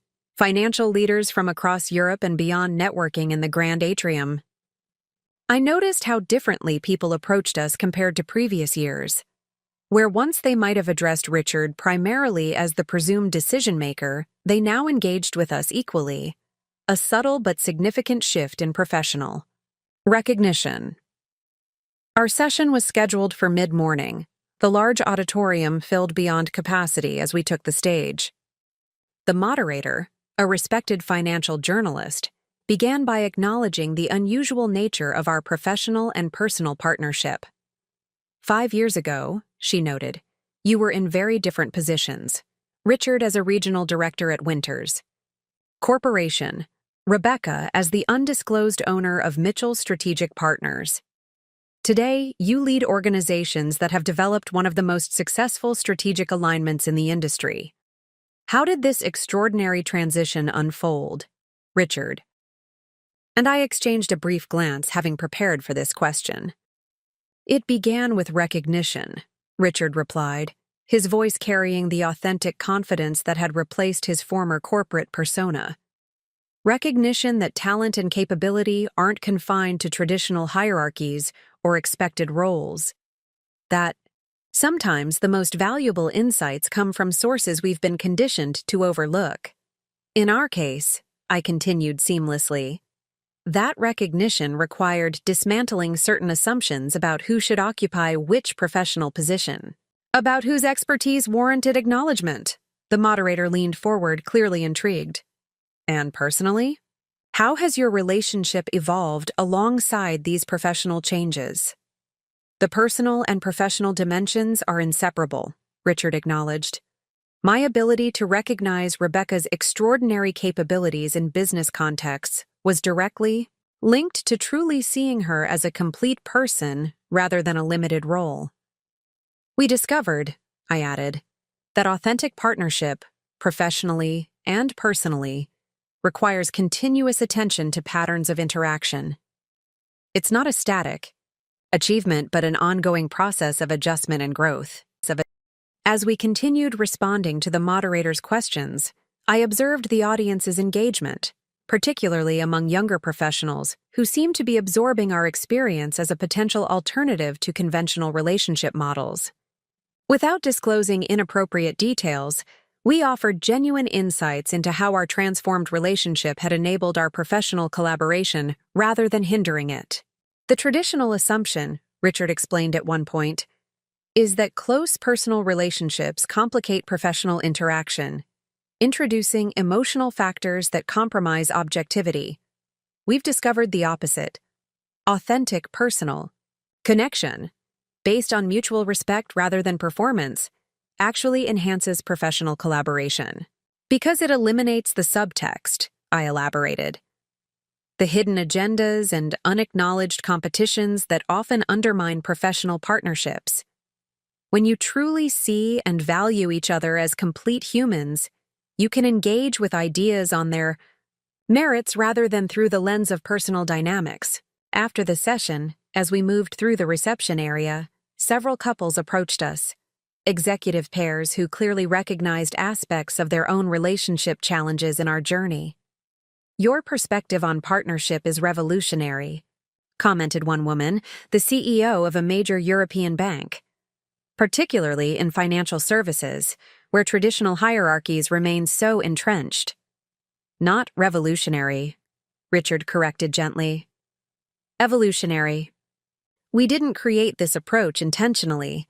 We discovered it through necessary adaptation to change circumstances." Later, as we shared a quiet dinner at our favorite riverside restaurant, I reflected on the public dimension we had added to our transformed relationship. For years, we had maintained rigid separation between our professional and personal interactions. Now, we had consciously integrated these dimensions, recognizing that our journey might offer valuable perspective to others navigating similar transitions. 5 years, Richard mused again, echoing his reflection from that morning. If someone had described our current reality to me that night at the gala, I would have dismissed it as completely impossible. "Which part?" I asked. "Your professional role with Mitchell? My position as Winter's CEO? Or the authentic partnership we've developed?" "All of it," he acknowledged. "But especially the partnership. The man I was then couldn't conceive of finding fulfillment in genuine equality. His identity was too dependent on hierarchical advantage." As we walked home along the Thames path, the city lights reflecting on the water, I considered how profoundly both of us had evolved. The catalyst, Richard's dismissive comment at the company gala, had been painful but ultimately transformative, forcing us to confront the fundamental dishonesty in our relationship. "Do you think we would have found our way to this eventually?" I asked, voicing a question that occasionally surfaced in quiet moments. "Without that specific trigger?" Richard considered thoughtfully. "I doubt it," he admitted after a moment. "The patterns were too established, the mutual performance too comfortable in its familiarity. We needed something that completely shattered the illusion, made continuing the charade impossible." His assessment matched my own. Without that public moment of revelation, my professional identity suddenly exposed after years of careful concealment, we likely would have continued our comfortable but fundamentally dishonest relationship indefinitely. 5 years from now, Richard continued, I wonder what we'll see looking back at this moment. The question was genuinely curious rather than rhetorical, an invitation to imagine our continuing evolution rather than assume we had reached some final destination. Further integration, I suspect, I replied, of our organizations, our professional approaches, our personal connection. The boundaries continuing to become more permeable without disappearing entirely. Richard nodded, his arm comfortably around my shoulders as we approached our building. That seems right. Not elimination of individual identity, but more authentic alignment between who we are separately and who we are together. As we entered our London home, I realized the anniversary we had acknowledged wasn't so much an ending as a midpoint, marking significant distance from where we began, but recognizing the continuing journey ahead. The transformation catalyzed by that painful moment 5 years earlier wasn't complete and perhaps never would be. Like any authentic growth process, it continued evolving, responding to new insights and changing circumstances. What remained constant was our commitment to the principles articulated in our partnership agreement: to see each other clearly, to engage authentically, and to create space for mutual evolution. Not the comfortable fiction of our first 15 years together, but something more challenging and ultimately more valuable. A relationship based on recognition rather than performance, on growth rather than roles. 7 years after Richard called me just a housewife at the company Gala, we stood together on the stage at Harvard Business School as guest lecturers for their executive leadership program. The auditorium was filled with ambitious professionals, each seeking insights into effective leadership models for the modern business environment. Traditional hierarchies limit potential, Richard explained, addressing the central theme of our joint presentation. Not just organizationally, but interpersonally. When we assign rigid roles based on assumptions rather than capabilities, we miss extraordinary opportunities for growth. From my position beside him, I observed how naturally he now acknowledged the limitations of his former mindset. The Richard who had dismissed me so casually 7 years ago had evolved into someone capable of genuine self-reflection, a transformation as remarkable as our external circumstances. The most insidious hierarchies, I added, are often the ones we don't recognize as such. The unconscious assumptions about who should occupy which roles, professionally and personally. After the lecture, during the reception, we were approached by a young couple, both clearly ambitious professionals navigating the complexities of dual careers. "Your perspective on partnership is revolutionary," the woman commented, echoing feedback we'd received repeatedly since beginning to share our journey publicly, especially your emphasis on authentic recognition rather than performed roles. "It's not an easy transition," Richard acknowledged with characteristic honesty. "Dismantling established patterns requires continuous attention, not just initial awareness." Later that evening, in our Boston loft, I found Richard reviewing the partnership agreement we had established 5 years earlier. The document had evolved alongside our relationship, with regular amendments reflecting our continued growth together. "I've been thinking about adding a section," he said as I joined him, "about succession, not just professional legacy, but the ongoing evolution of our relationship model." His focus on continuous development rather than static achievement represented one of the most profound changes in Richard's approach to both business and personal connection. "What prompted this particular reflection?" I asked, curious about the timing. "The students today," he replied. "Their hunger for alternatives to traditional relationship structures.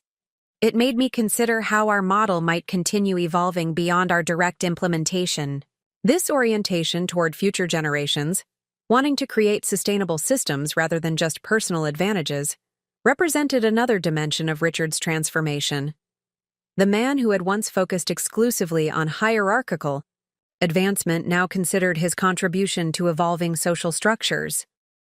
A worthy addition, I agreed, though with the understanding that each couple needs to create their own authentic model rather than simply adopting ours. Richard nodded, making notes in the margin of the document. "Exactly.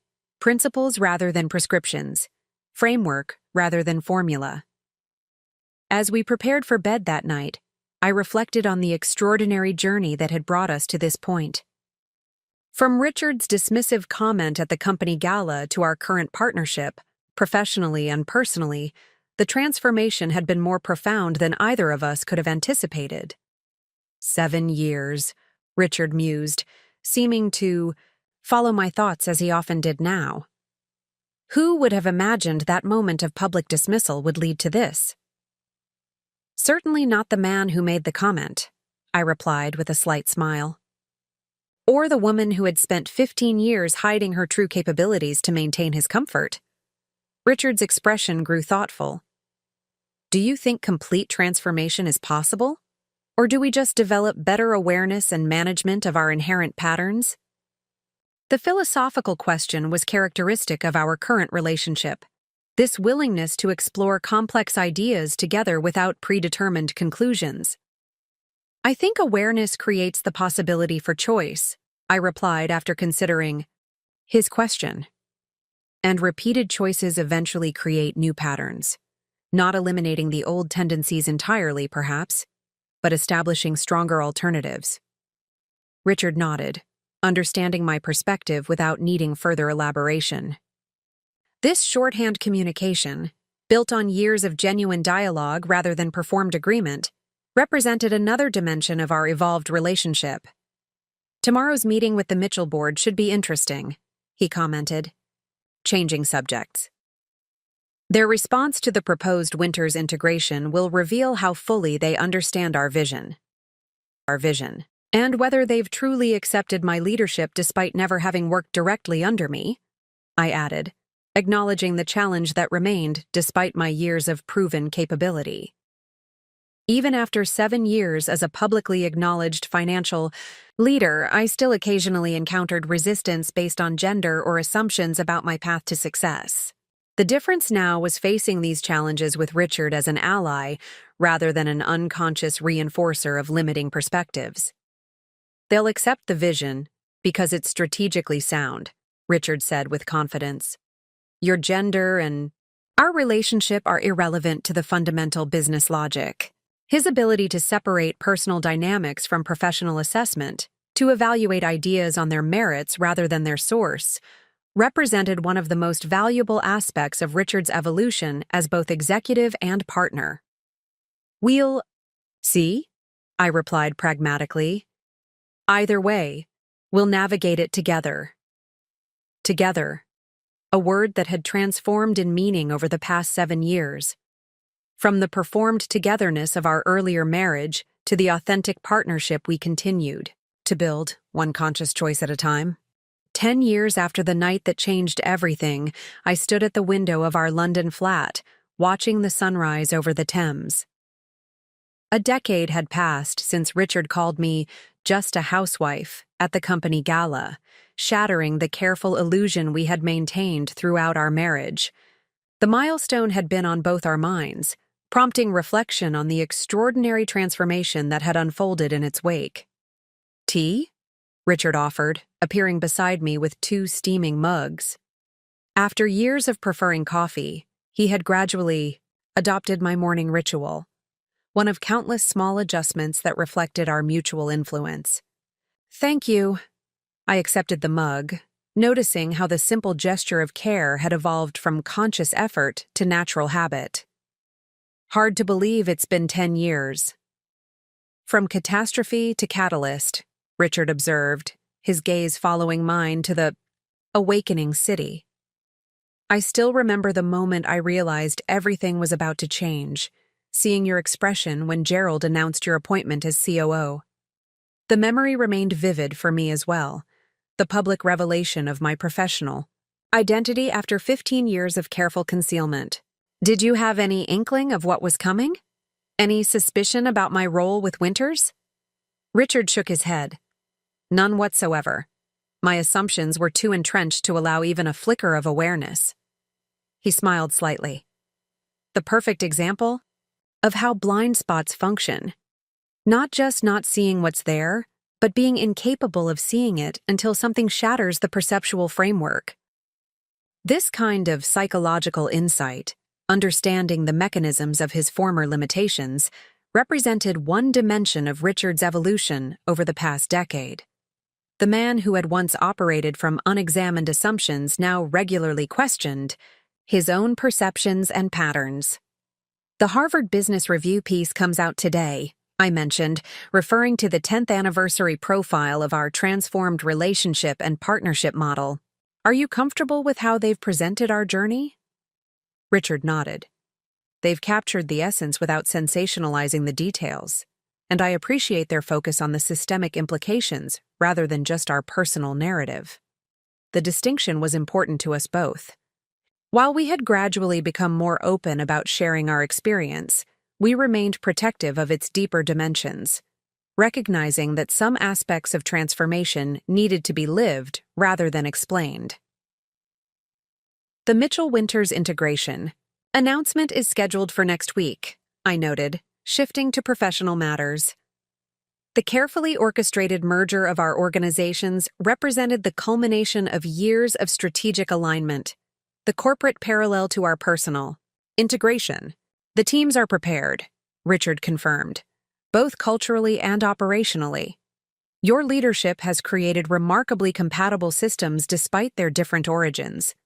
His genuine acknowledgement of my professional capabilities, without qualification or comparison to his own, still occasionally surprised me, even after a decade of evolution. The contrast with his former dismissal highlighted how completely Richard's perspective had transformed. We should consider the succession implications, I suggested. With the integrated organization, our leadership model will need to evolve. Richard nodded thoughtfully. The co-CEO structure we've proposed challenges conventional governance models, but it aligns perfectly with the partnership principles we've developed. The arrangement we had designed, sharing executive leadership of the merged organization, while maintaining distinct areas of focus, represented our most public implementation of the partnership model we had refined over the past decade. Not identical roles, but equivalent value and authentic collaboration. It will be interesting to see the market response, I mused. Financial analysts still tend to prefer clear hierarchies with single decision-makers. Then we'll demonstrate the competitive advantages of authentic partnership, Richard replied with quiet confidence, just as we have in every other context. Later that day, as we reviewed the final merger documents in our shared office space, another physical manifestation of our integrated approach, I found myself reflecting on the extraordinary journey that had brought us to this point.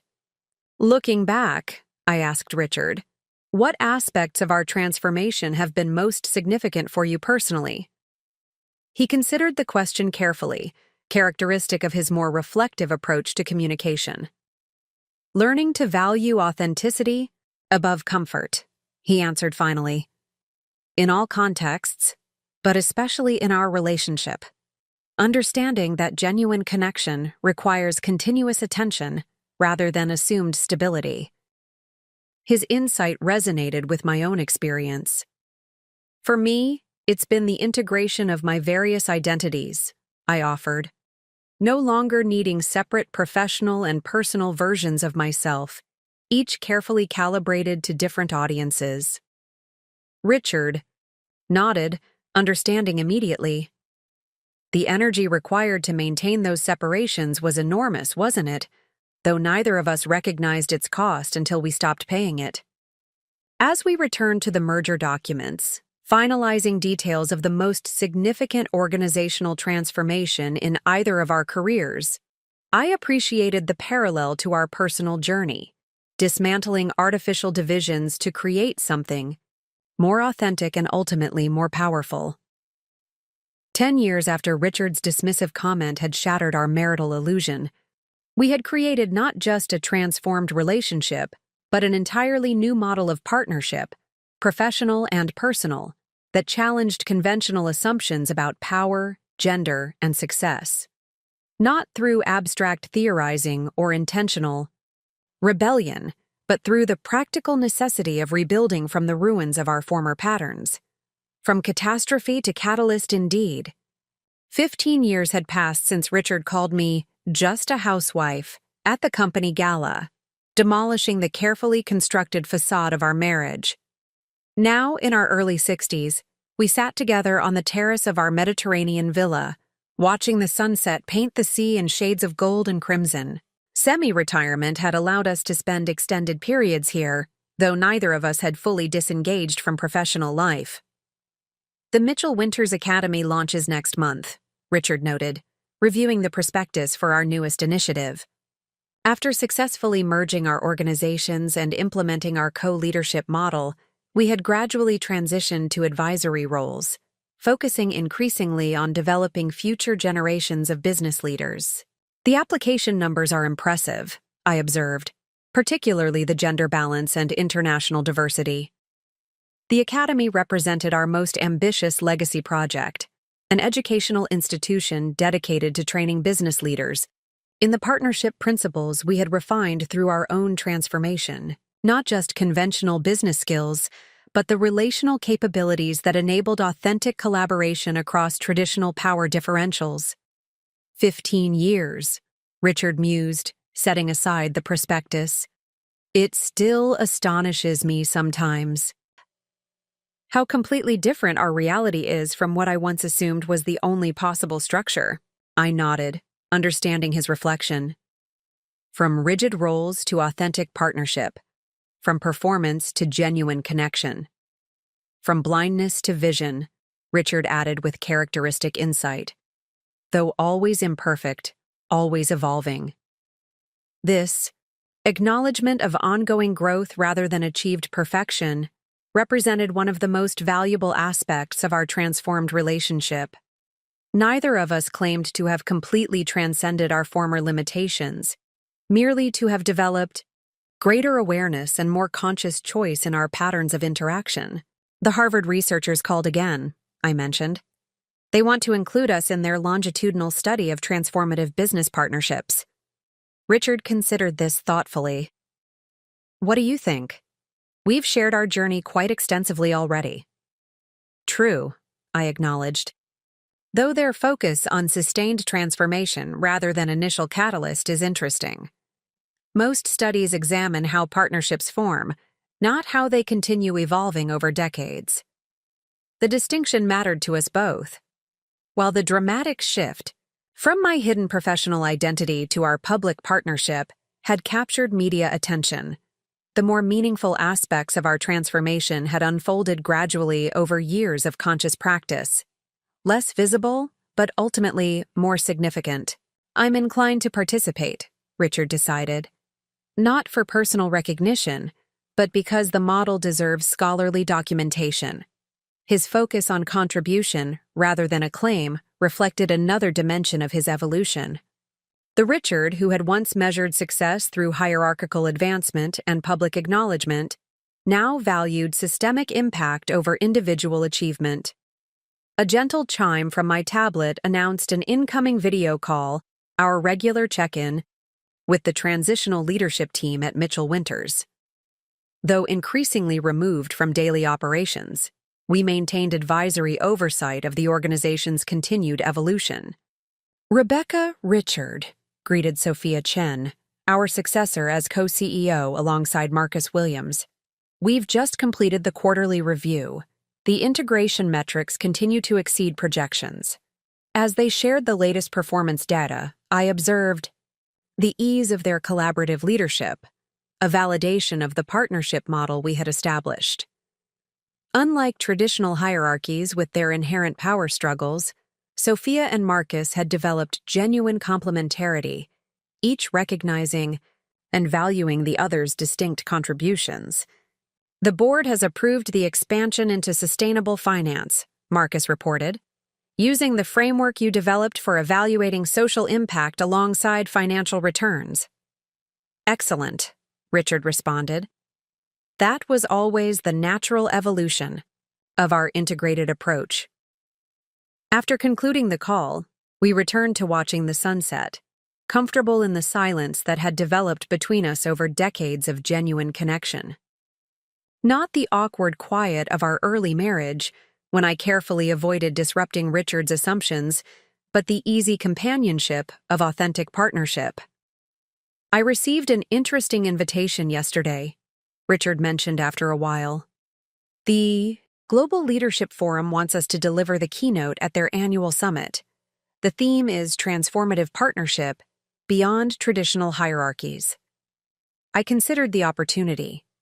Their audience includes next-generation leaders from across industries. It could be valuable context for the Academy launch. Richard nodded. My thoughts exactly. And perhaps our final major public appearance before fully transferring leadership to the next generation. The transition had been gradual and intentional, another contrast with traditional models where power is relinquished only through crisis or circumstance. We had designed our succession process with the same careful attention as every other aspect of our partnership. 15 years, I echoed his earlier reflection. From that moment of public dismissal to this legacy of transformative partnership, who could have predicted such an outcome? Not the man who made that dismissive comment, Richard acknowledged with rueful self-awareness. He couldn't have imagined finding fulfillment in genuine equality, professional or personal. As night fell over the Mediterranean, stars gradually Appearing in the darkening sky, I reflected on the extraordinary journey we had navigated together. From the rigid roles and artificial separations of our early marriage to the authentic partnership we continued to refine, the transformation had been neither quick nor easy, but ultimately more valuable than either of us could have anticipated. When it began with that painful public catalyst 15 years earlier, not an ending, but an ongoing evolution, each stage revealing new possibilities for authentic connection and collaborative impact. From just a housewife to co-creators of a legacy that would continue influencing business leadership long after our direct involvement ended. 20 years had passed since the night that changed everything. Richard and I stood together at the podium of the Global Leadership Summit, facing an audience of executives, entrepreneurs, and emerging business leaders from around the world. At 65, we had fully transitioned from operational leadership to advisory roles, our focus now on shaping the next generation of business partnerships. 2 decades ago, Richard began, his voice still strong though his hair had gone completely silver, I made a catastrophic mistake that became the catalyst for extraordinary transformation. The audience leaned forward, drawn in by his candor. Unlike many executive speakers who sanitized their personal narratives, we had chosen authenticity over comfort, modeling the transparency we advocated. I publicly dismissed my wife as just a housewife, he continued, revealing not her limitations but my own profound blindness.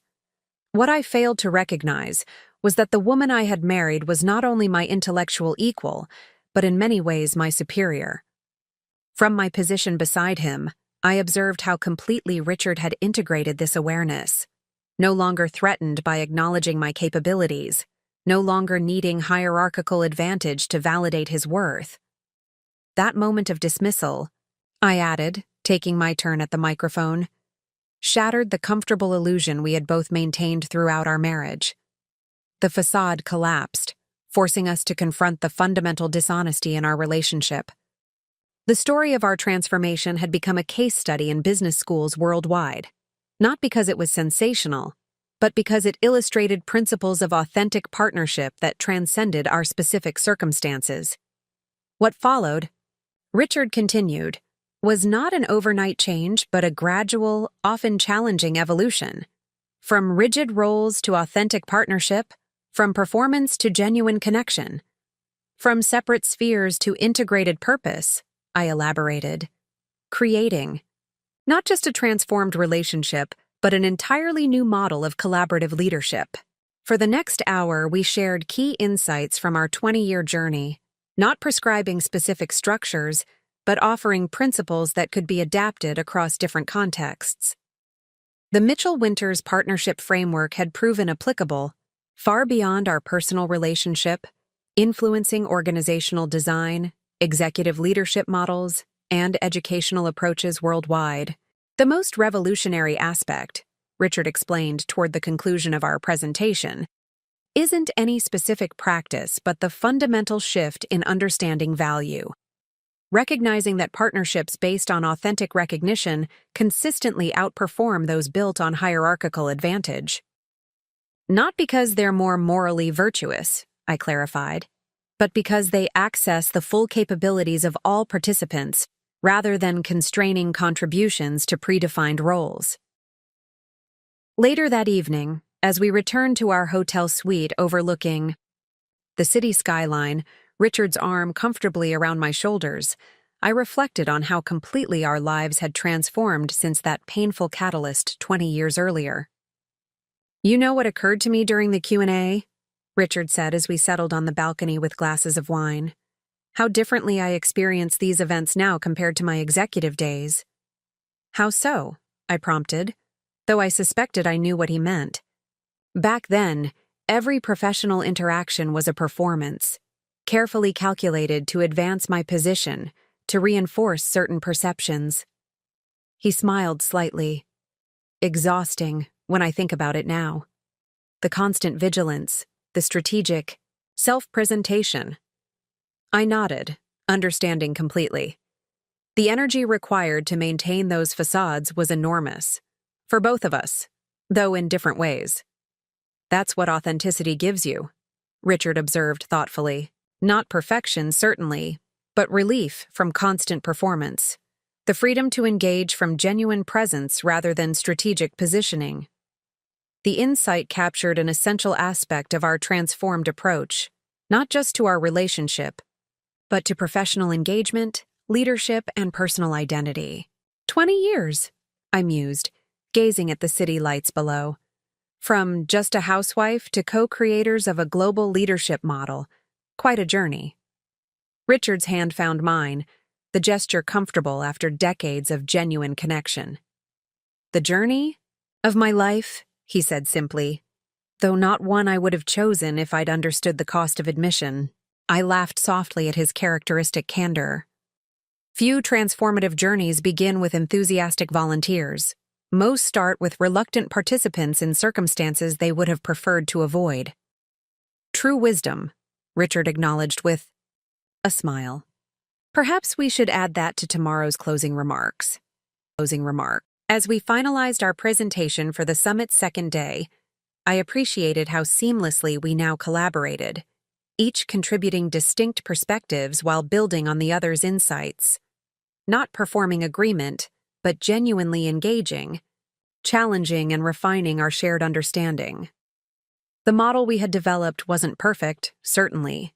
We still occasionally slipped into old patterns, still needed to consciously choose more authentic alternatives. But the fundamental orientation had shifted from hierarchy to partnership, from performance to presence, a transformation that continued to evolve even after 20 years of practice. What comes next? Richard wondered aloud as we prepared for bed. After the academy is fully established, after the framework is thoroughly documented, what's our next horizon? The question wasn't anxious, but genuinely curious, characteristic of how Richard now approached transitions as opportunities, rather than threats. I'm not sure, I admitted, but I'm looking forward to discovering it together. 25 years after Richard called me just a housewife at the company Gala, we sat together on the terrace of our Boston loft, watching the sunset over the harbor. Now, in our 70s, we had fully embraced the elder statesperson phase of our professional journey, our focus entirely on legacy and succession rather than direct leadership. The Mitchell Winters Academy had exceeded all expectations, training thousands of executives in partnership principles that challenged traditional, hierarchical models. Our framework had been adopted by business schools worldwide, influencing a generation of leaders to approach power dynamics with greater awareness and intentionality. They're calling it the partnership revolution, Richard noted, showing me an article on his tablet. Citing our model as the catalyst for systemic change across multiple industries. I smiled, still occasionally surprised by how completely our personal transformation had influenced broader business culture. Not bad for a journey that began with a public insult. Richard's laugh held the easy self-awareness that had replaced his former defensive pride. The most expensive words I ever spoke, and ultimately the most valuable. A quarter-century had passed since that painful catalyst shattered our marital illusion, forcing us to confront the fundamental dishonesty in our relationship. The journey from that moment to this one had been neither quick nor easy, but ultimately more valuable than either of us could have anticipated. Do you ever wonder, I asked, what would have happened if I hadn't become COO that night? If I had just continued in my separate spheres, maintaining our comfortable fiction? Richard considered thoughtfully. I suspect we would have continued. Our performance indefinitely, outwardly successful but fundamentally disconnected. You hidden in plain sight, me blind by choice rather than ignorance. His assessment matched my own. Without that public revelation, my professional identity suddenly exposed after years of careful concealment, we likely would have maintained our mutual facade until some other crisis forced confrontation. What about you? Richard asked. Any regrets about how it unfolded? Not about the transformation itself, I replied, though perhaps about waiting 15 years before allowing it to happen. About all that time spent in performance rather than authentic connection. Richard nodded, understanding without need for further explanation. This shorthand communication, built on decades of genuine dialogue rather than assumed agreement, represented one of the most valuable aspects of our evolved relationship. The timing was what it needed to be, he observed. Neither of us was ready for this authentic partnership earlier. I certainly wasn't capable of it, and you had your own journey of reclaiming visibility. As twilight deepened over the harbor, lights from passing boats reflecting on the darkening water, I reflected on how completely our understanding of success had transformed. Where once we had measured achievement through external metrics, hierarchical advancement, financial accumulation, social status, we now valued alignment between action and authentic purpose, contribution to evolving systems rather than individual advantage. The framework documentation is complete, Richard noted, referencing our most recent legacy project. Everything we've learned about partnership principles, thoroughly cataloged for future adaptation. Not as a rigid template, I clarified, but as an evolving methodology. Of course, Richard agreed with a smile. Authenticity requires continuous adaptation, not fixed formulas. This understanding, that genuine partnership was a process rather than a destination, represented perhaps the most significant insight from our 25-year journey. Not perfection, but ongoing evolution. Not arrival, but continuous discovery. Our phones chimed simultaneously, a message from Sophia Chen, who had succeeded us as CEO of Mitchell Winters before establishing her own partnership-based enterprise. The Legislative Committee has approved the corporate governance reforms, she reported. Your testimony last month was apparently quite persuasive. This latest development represented another dimension of our legacy, influencing not just organizational practice but regulatory frameworks that shaped business culture more broadly. The partnership principles we had developed through personal transformation were gradually becoming institutionalized in systems that would outlast our direct involvement. 25 years, Richard mused as darkness fell completely. The city, lights now twinkling against the night sky. From catastrophe to catalyst to revolution, who could have imagined such an outcome from that moment of public dismissal? Richard's hand found mine, the gesture comfortable after decades of genuine connection. I'm grateful every day that those people no longer exist, that we had the courage and support to become something more authentic. As we prepared to go, inside, I paused for one last look at the harbor. The view that had witnessed our transformation from its earliest painful beginnings to this moment of integration and legacy. The journey hadn't been perfect. We had stumbled often, reverted to old patterns under stress, discovered limitations we hadn't anticipated. But the fundamental orientation had shifted from hierarchy to partnership, from performance to presence. A transformation that continued to evolve even after 25 years of practice. He called me just a housewife at the company Gala, not knowing I owned everything, including the capacity to transform his dismissal into our mutual liberation. From that painful catalyst had emerged not just a rebalanced relationship, but an entirely new model of partnership that continued to influence systems far beyond our personal experience. Not an ending, but an ongoing evolution, each stage revealing new possibilities for authentic connection and collaborative impact. From just a housewife to co-creators of a legacy that would continue transforming leadership long after we were gone.